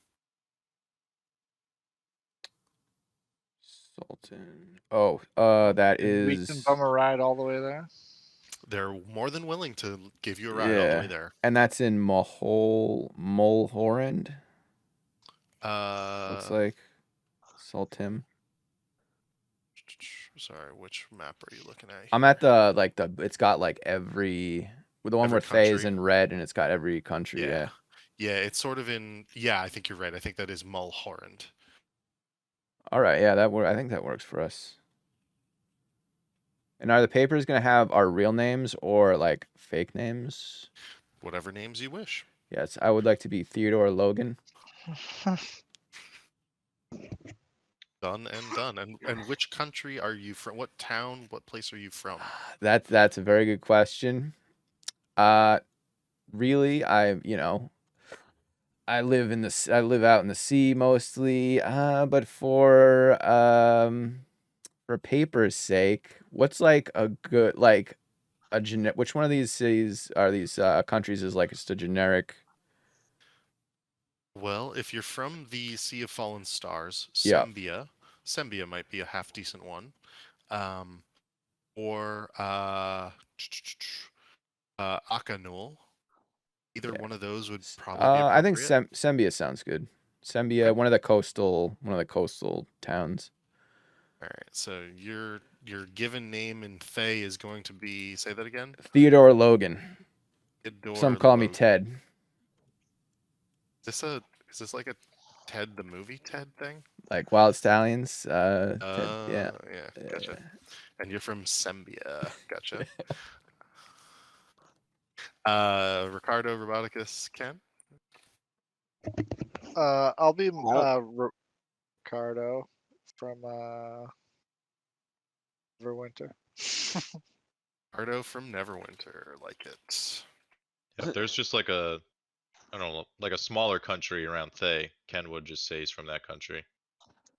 Smaller country around Thay. Let's see.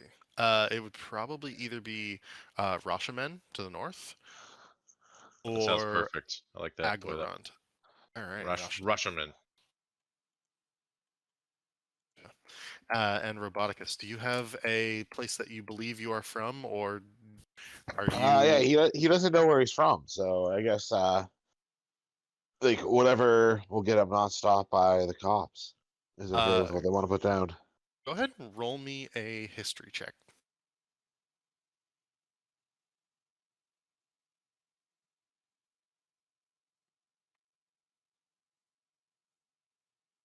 I check something. See what you rolled. 15. That's exactly what you needed. Okay. As you say this, and you don't remember, you say you don't remember where you're from. You do, however, remember an ancient flying city. Ooh. City called Sounds cool as heck. Right? Where a city fucking was magic called robot would be from. Ilenar. Tylenol. Ilenar. I will give you that name here. Ilenar was originally called Radman, or Karsus's Enclave. I will give you that name as well, Karsus's Enclave. And you have this vision of this floating, flying city that looked as such. Rock literally lifted up out of the ground. The town and city itself built on top of it in such a way that you could accidentally walk off the edge if you weren't paying attention. You have this vision flashing through your mind of individuals in robes, mages and wizards of powerful, powerful magic, walking about, automatons moving through the streets doing their bidding. You, by a well regarded individual, and the vision fades away. Roll me a Constitution saving throw at the same time.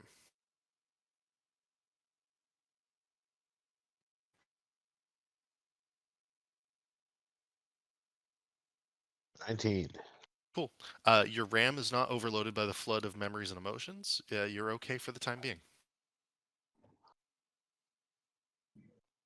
Yeah, so I guess as I'm saying, I don't remember where I'm from. I like pause for a minute, like and beep boop, head kind of like spins in a circle, steam comes out of my ears, then it stops, and I say, "Oh, I'm from Ilenar, from Carson's Enclave." And then everyone kind of looks at you, and Peter pulls out a map, and he begins looking. He's like, I don't see that on here. Oh, it wouldn't be on a map. It's in the sky. It's above us. He looks up and he goes, The city of magic. well, whatever you say, Robot Man.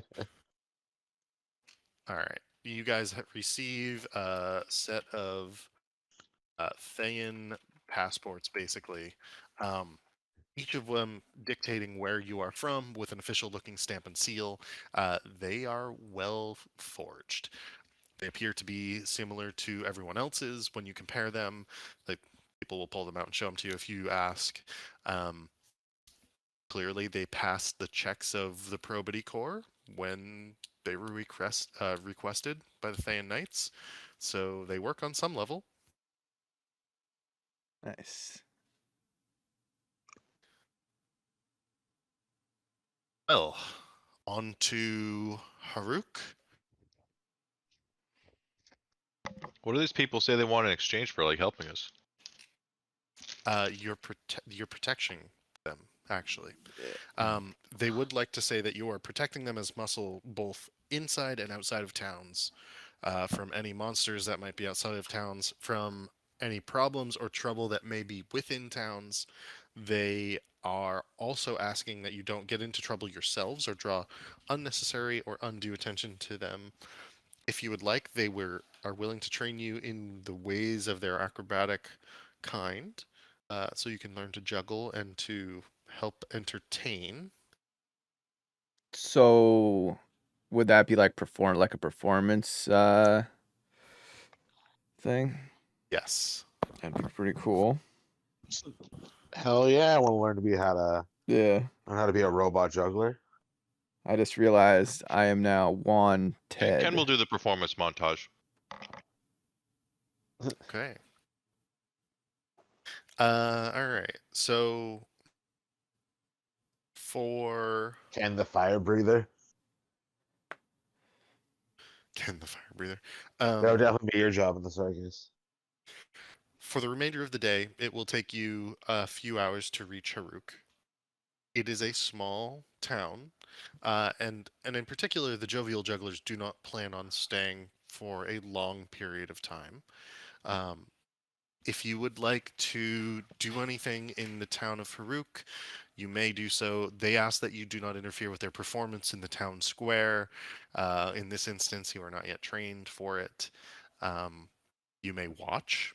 You may be around as bodyguards, but considering they don't expect any issues and that there will, anyone that they've run into was going in the opposite direction of Haruk, they expect relatively clean sailing.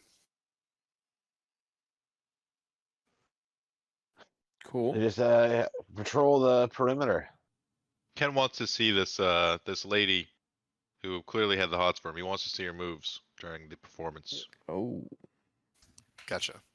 Okay. The performance is a roughly a 30-minute show, and so they pull the cart into the center of town. They actually have a pretty large. It's like a banner, painting banner thing that they were able to unfurl off of the side, down from the rafters of the roof of the caravan. And as they do so, it says, "The jovial jugglers." Um, and feast your eyes on the delights of the Vistani and all of their amazing talents. And Yvonne and Damia and Eliza plays the flute during this. Peter does feats of strength. He literally tosses like Damia up in the air.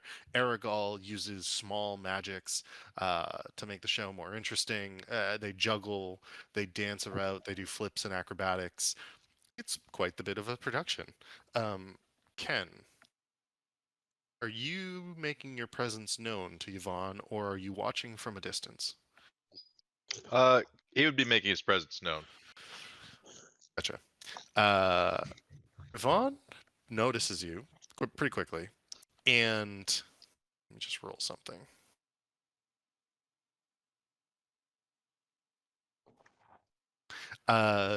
She gives you the eyes quite a number of times during this, but she continues on with the performance. She's impressive, as are the rest of them. She's not necessarily showing off for you in particular, so far as you think.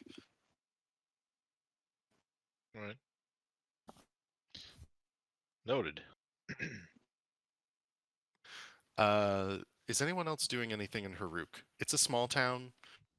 Maybe 2 taverns in particular. In the town square, there are a number of market stalls that you could purchase goods and services at if you so chose.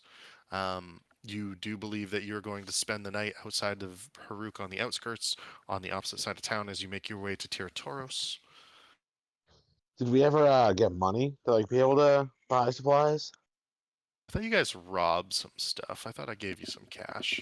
We definitely had rations. Yeah, I feel like I have an excessive amount of rations that maybe I could use as currency. Like, what if I, what if I, Got this bag of meat. yeah, what if I went to, like a tavern and tried to sell like 10 meats? Yeah, you can try to do that. The rations are, how much are rations Sell normally? them before they go bad. Yeah, I don't know. I would sell 10 rations of pig meat. All right, let's see. how That'll, much yeah, leave it up rations to are. you as far as, 'cause I have no idea. All right, so rations are normally 5 silver pieces. I'm going to say that in this instance, you will get 2 silver pieces per ration. So you would get a gold for 5 rations. Okay. Not bad. Yeah. I thought you guys robbed a place and you got like a bunch of gold. Am I wrong? We Um, definitely I robbed a don't- store and took like a bunch of supplies. Yeah. I feel like I we couldn't- would have checked the cash register if that's what they had. Yeah, I But thought you did. I but don't have see anything in it my in the log. inventory. No. I assumed we would have too, but that's I not like Ken's will- forte. and then I guess I will take that gold, and if I could find like a, I don't know if this is possible, but say I was to find like a blacksmith or whatever, and see if he had any like discard like junk that like he didn't want, like I would like to buy a gold worth of junk, just rusted, Yeah. just gross metal that is unwanted. He literally points to a barrel and he's like, You could literally have as much as you want. In fact, take the barrels with it. Okay. Yeah. And he wants, so I give him a gold and he gives me a barrel of just metal. Yeah, and it's really heavy. He is willing to give you like you know those little like hand trolleys, not like a dolly, but like it's like a little um platform that might be like 1.5 feet by 1.5 feet, and it's got 4 wheels on it. He like helps you lift the barrel onto that so you can like wheel it down the cobblestone streets if you so wish. Okay. Yes. There you go. I will turn my meat into You really wanted to get rid of that shit. a pile of metal, and then I will present it to Roboticus so he can start making stuff. Oh wow, cool. Yeah. Okay. Can I sell one of those the magical torches that Y- we took with us? I yes, you took may. 2 of them. But I only really Yeah. need 1. What'd you take? Like magical torches. I like absorbed Oh. them onto my back. It was like a sconce or something, right? Yeah. Gotcha. And so let me add that while you entered town, you were looked over. You're quite the troop. A group of these individuals who call themselves Vistani, jovial jugglers, accompanied by their bodyguards and proteges. A group that you have not yet formed a name of, I believe, if that's right. And you're all looked Juan and his over. luchadors. I don't know. Yeah. Right now we're just wanted. And as you enter the town, Yeah. people do take note of you. There are individuals who try to sell you things. You are able to bring these torches to a trader if you so wish. He's willing to offer you 10 gold pieces per torch. I'm gonna sell one of them. Right. He seems incredibly happy to make this trade with you.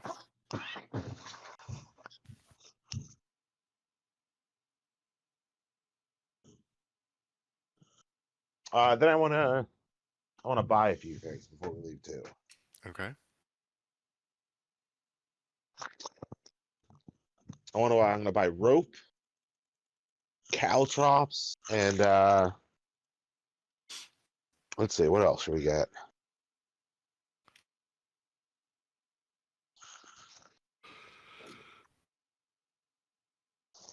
What else is like common supplies that isn't expensive? How much gold do you have to spend? 10 gold. I don't know. Ooh, like ball bearings, like little like marbles or something. You could see if there's a place to gamba. Ooh. Maybe turn that 10 gold into more gold. Into 15 gold. We like a good gamba.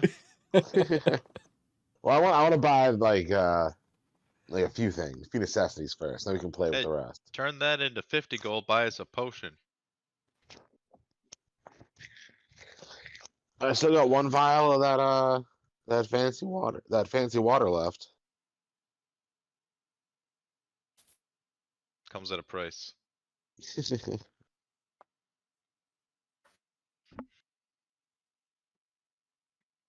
Ken probably has like radiation poisoning from that shit. Give it a few years. Yeah. Is there anything else you guys would like to do? Would you like to go grambling?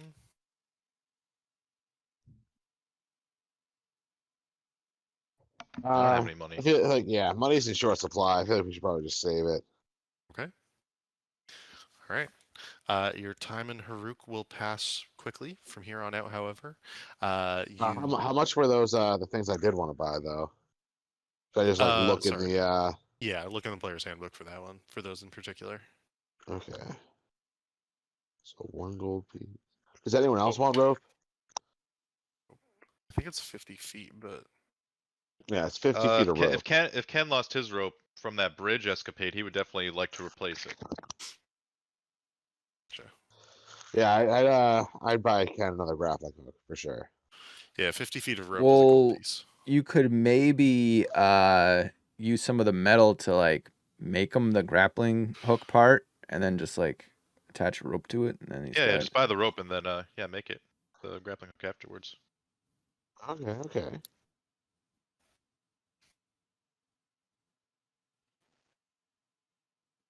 All right, so caltrops cost 0.05 gold pieces for a bag of 20. So one gold piece would be what, like a fucking 1,000? Yes, I think that's right. Which would actually be pretty heavy.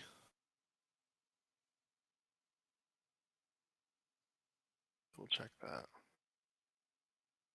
Caltrops. I'll buy 200 because that's a pound.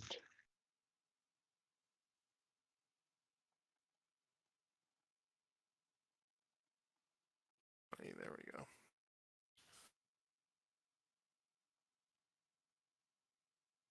Okay. No, It says 2 pounds for a bag of 20 for whatever reason. it says 0.1 pounds for a bag of 20. Weird.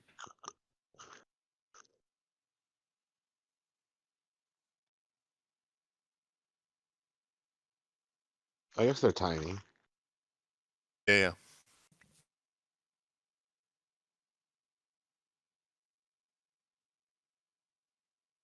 And ball bearings.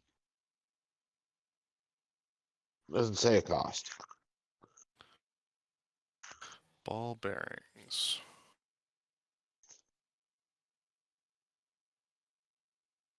Let's see. Bag of 1,000 is 1 gold and it's 2 pounds. Okay. I'll buy one of those. Is this for you to feast on? Yeah, it's like Doritos.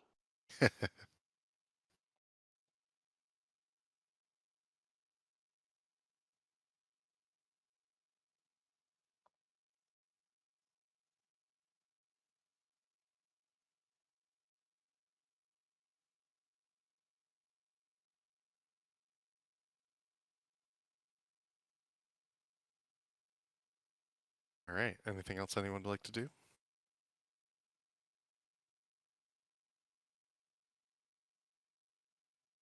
Did I lose you guys?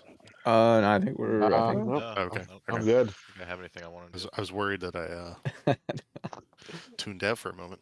Uh, All right. Moving on from the city of or from the town of Haruk, you spend a night once more outside the town. You're like literally outside the town walls. You sleep a little easier. You're not on the road. You're not in the wilderness. Civilization is nearby. Can I all just get perception checks from everybody?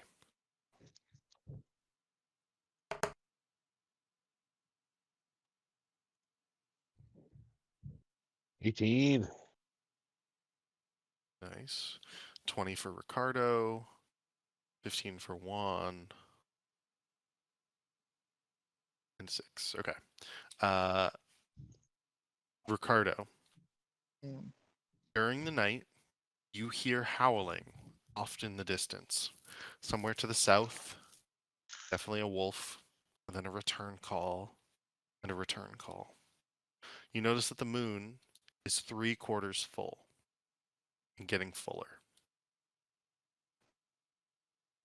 Nothing else happens throughout the night, however. And you begin your travels to the east, to the town of Mothur, a halfway point between Eltabar and Tiratoros. And as you're traveling, Aragol begins to tell you of the country of Thay, and how the people of Tiratoros, the district you are in, are nice people. As you travel, you see farmers. Farmers with, it looks like slaves, and yet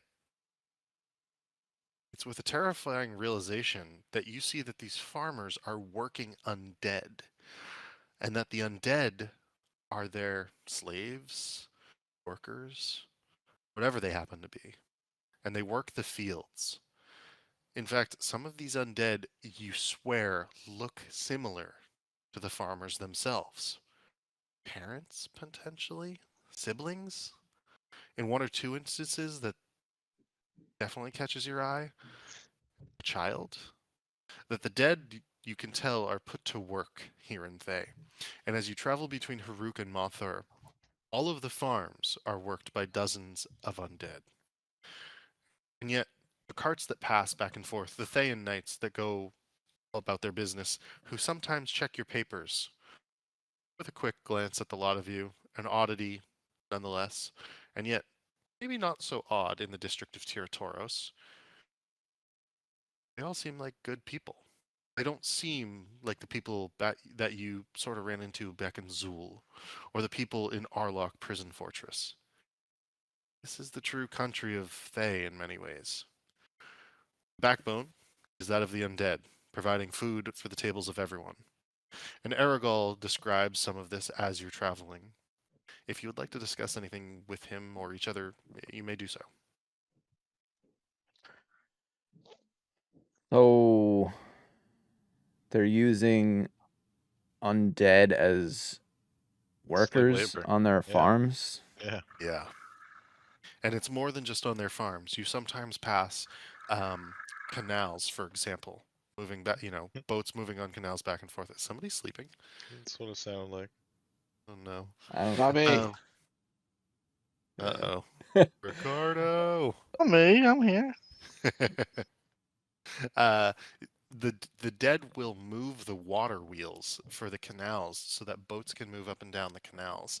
Any time that manpower would be required in excessive numbers, they try to pool undead into groupings that are controlled by, you suspect, maybe apprentice red wizards by the looks of them.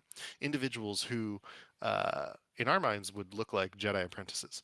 Semi-shaved heads with little locks of hair on one side, but not bald like the full red wizards are. So, what does Aragol? What do you think of all these dead people or undead people being used as workers? Isn't that a little sus? Oh, each country to their own. I know that ages back they were far more cruel and they would take their neighbors and have them work instead. And so, in that regard, I do believe that putting the dead to work is far more kind. They've not been invading their neighbors so much because of this. In general, I find it odd. It is not our people's practices or culture. We cremate our dead.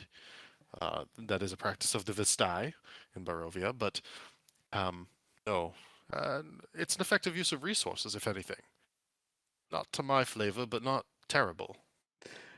Okay, it's interesting take. Yeah, Piotr yeah. actually interjects, and he's going to say, "The Raven Queen holds their souls within the Shadow realm. All Does right. not matter at this point." This is like the fourth time I've heard you guys mention a Raven Queen. Yeah, what's this shit about a Raven What's Queen? a Who's this Raven lady? Queen? The Raven, you know not the Raven Queen, and this is Peter speaking at this point. Are we supposed to? If you would like, you may make a religion check I'm or gonna an say arcana check. Juan isn't up to date on religions. Okay. So yeah, I don't know. Yeah. Peter begins describing the Raven Queen as a. Oh wait, I got a 20 on religion. Is that That's very good. All right, so you know the Raven Queen in particular as the following: the mistress of life and death, who resides within the fortress of memories, deep within the plane of shadow, or the shadow fell. Her ability is to go out and collect souls of wayward individuals and bring them home. In the Shadowfell itself, rain falls, reducing memory into its coalesced form that is the soul itself. The Raven Queen has always been obsessed with collecting and observing mementos, memories, fragments, and essences. She sometimes sends her followers out into the world from the Shadowfell, and these are called the Shadar Kai. They are elf like, in physical form, incredibly pale. They're almost like the opposite of drow. And they effectively go out either to kill someone and take their memories back to the Raven Queen and her fortress of memories, or to bring them directly to that place and have their memories washed away in the rain of the Shadowfell. Peter, however, describes the Raven Queen as a mistress of power who has provided some of the Vistai with the ability to throw off the shackles of he who controls them.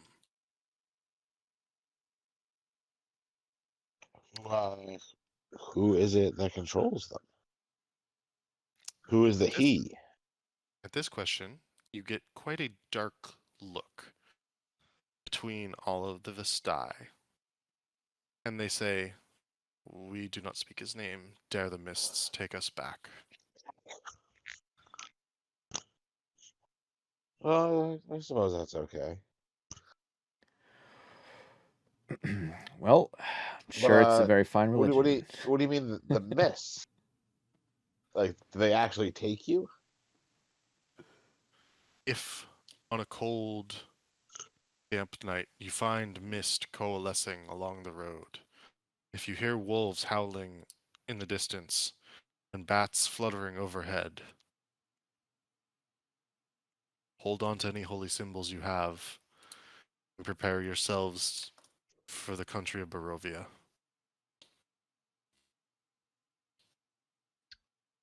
All right. Ken looks puzzled by all this. I don't know what these guys are talking. And I hope that you never learn, Aragol says. We left that place. That's all that matters now. Okay. Well, about the wolves. We've been hearing wolves, right? There's been wolf sightings. Yes. So yeah, like, are these like real wolves or are these just like wolves? Because we've been seeing and hearing wolves past couple days. Should we like do something about that? They, and you can see Aragol looking sheepish at this point. They are technically following us. At least we believe they are. We fended them off when we came up from Bazantor originally, um, and we made our ways up onto the mesa of Tiratoros. I thought we sort of put them behind us. Do you know how many But there are in the pack? no more than a dozen, and that includes. Again, he looks. I apologize for not telling you this sooner. I believe that this includes Kirill and his werewolves. Oh, werewolves. Yes. Huh. That complicates that complicates matters. Yeah. What are werewolf rules in this world? Is it like are they like shape-shifting werewolves that like, they're Yeah. human and then they turn into werewolves? So if we like kill them when they're human, that would probably be easier than to like kill them as actual werewolves. These people could be werewolves for all we know. Oh shit. They are not werewolves, and they actually try to make that clear to you. Okay. Let's see. Good call, Ken. But someone's thinking of it. Who would like to roll an Arcana check? Not Ken. Not Ken. I feel like it's gonna be Roboticus. He's our smart guy. Yeah, I've got +4. Boom. All right. You know that lycanthropy, in particular, has many uses in terms of its blood as an alchemical property.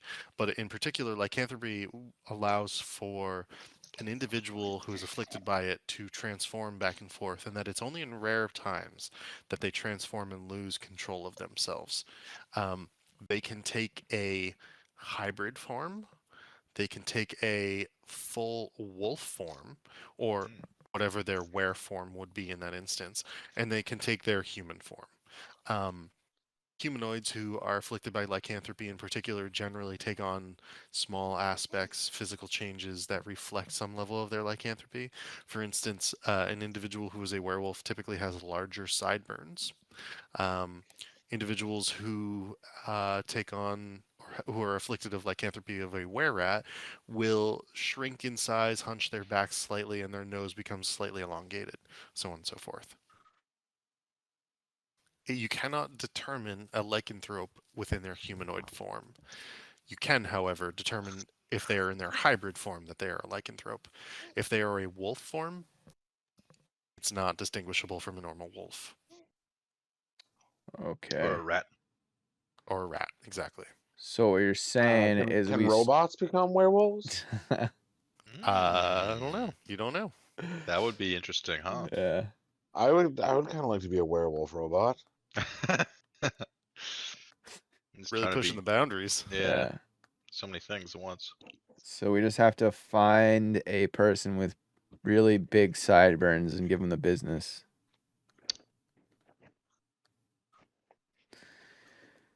That's what I'm hearing. Ken scratches his chin. He's like, doesn't the full moon have something to do with that, right? Oh, that is when they lose control. They go into hybrid form in particular, and yes, they generally tend to hunt. He said Okay. soon. Yeah. It is soon. Hmm. Ricardo, in particular, you would know that it's 3 days away. 3 Hmm. days, boys. How long do you think how much longer is this journey to the city of what the hell is that city called? Saltim. Well, let's see. It's a day to Mothor, then another day to Tiratoros, one for Sekulmer, a day and a half to Pyridos. Let's say 5 days all the way to Pyridos. And then we travel south. My guess is that that's another week. So through 2.5 weeks, probably. Look, we need to spend a few days in Tiratoros. There's an individual we need to meet. There's also, it's just a good place to lay low, earn some coin quickly. We can keep teaching you juggling and acrobatics on the way if you wish. Well, Ken nods. He wants to Yeah. learn how to perform. All right, as long as we know this werewolf situation is something we're gonna have to take care of if full moon in 3 days, and we've got a lot of time left on our journey here. So, Ken lights his fits up. We'll be ready. well, the guy just said there's at least I think you said a dozen. Yeah. Roughly speaking, that's my understanding. Ken looks They around. He's like, there's almost a dozen of us, Does having access to a boat right? quicken Can't count very our well. trip? a boat? How large of a boat are we talking? Large enough to carry everyone here, and Is it? probably the wagon. Wait, really? Does it actually expand that large? It gets pretty fucking big, I think. What Called tier of again? boat is it? Folding? 24 feet long, 8 feet wide, 6 feet deep. I don't think that So can hold maybe, the wagon. yeah. So it wouldn't hold the wagon. Let's But- see. How many? Yeah. 15 medium creatures? Yeah. If you go big. They kind of look and they go, I mean, the wagon is our home. We really Yeah, I guess don't we don't want to leave the wanna wagon leave that. behind. Too bad it doesn't float. And we have to go to Sultim unless we went to Bezentor and took a ship to Sultim through the Alamber Sea. And even then, it's a half dozen in one hand, 6 in the other.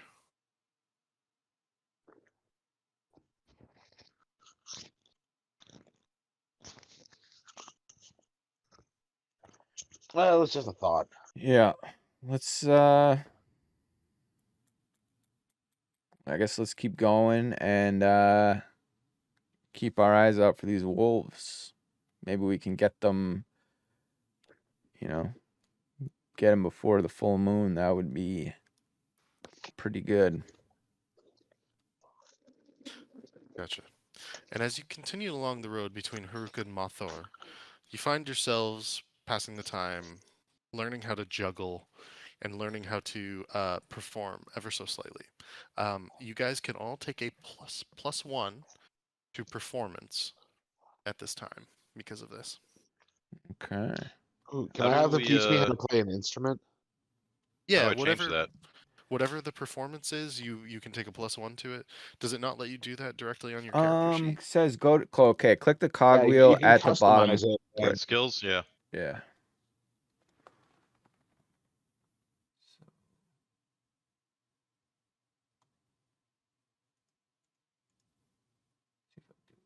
The other thing we have to do, and I have to double check this, is experience points Ooh, because it's actually going to be quite a bit. nice. Yeah, I was you know, I'm thinking calling about this. it. I was thinking about it, but I didn't want to be that guy who is like, how about XP?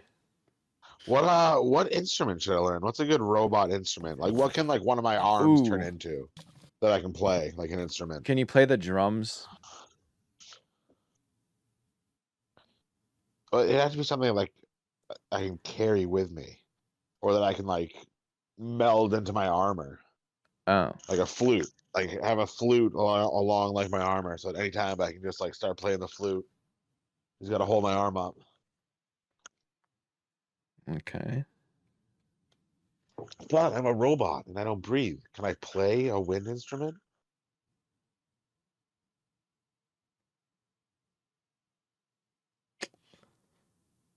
So is flute Yeah, the you only could- you option? could- Like, what You do could do no, you could do whatever instrument you want. She's multi-talented instrumentalist, and you are able to learn whichever instrument you like from her on some level. You won't be, amazing at it, but you won't be bad at it. Let's see how much there's here. I turn my arm into a saxophone, so I play it by holding my thumb up to my face and then playing the keys on my forearm with the other hand. Gotcha. Done and done. Okay, so you earn a total of this. So you earn a total of 2,500 experience points. Let's see, does that put us over? I don't know. Doesn't Oh, it does. Okay. nice. Oh shit!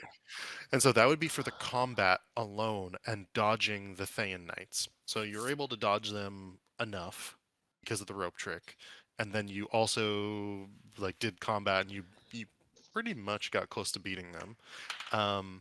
And then I'm gonna give you an extra 500 on top of that, so a total of 3,000 EXP for the night. What does that put you guys at? Puts you Over. at 15,440. So we get That's what I got. Yep. Cool. another 1,000 on top of the 2,000. Another 500 on top of the so 3,000 total in this instance. Yeah, you said 15,440. Yeah. Okay. So go ahead and level up. We're a little early if I end it, but I don't have. I'm a little skimp on materials for Mothor and moving forward because you guys ended up going with the caravan, which is not the wrong option or the right option in any particular order here. It's just a little skimp on material is all. So I think we'll end it here for the night. A few minutes early.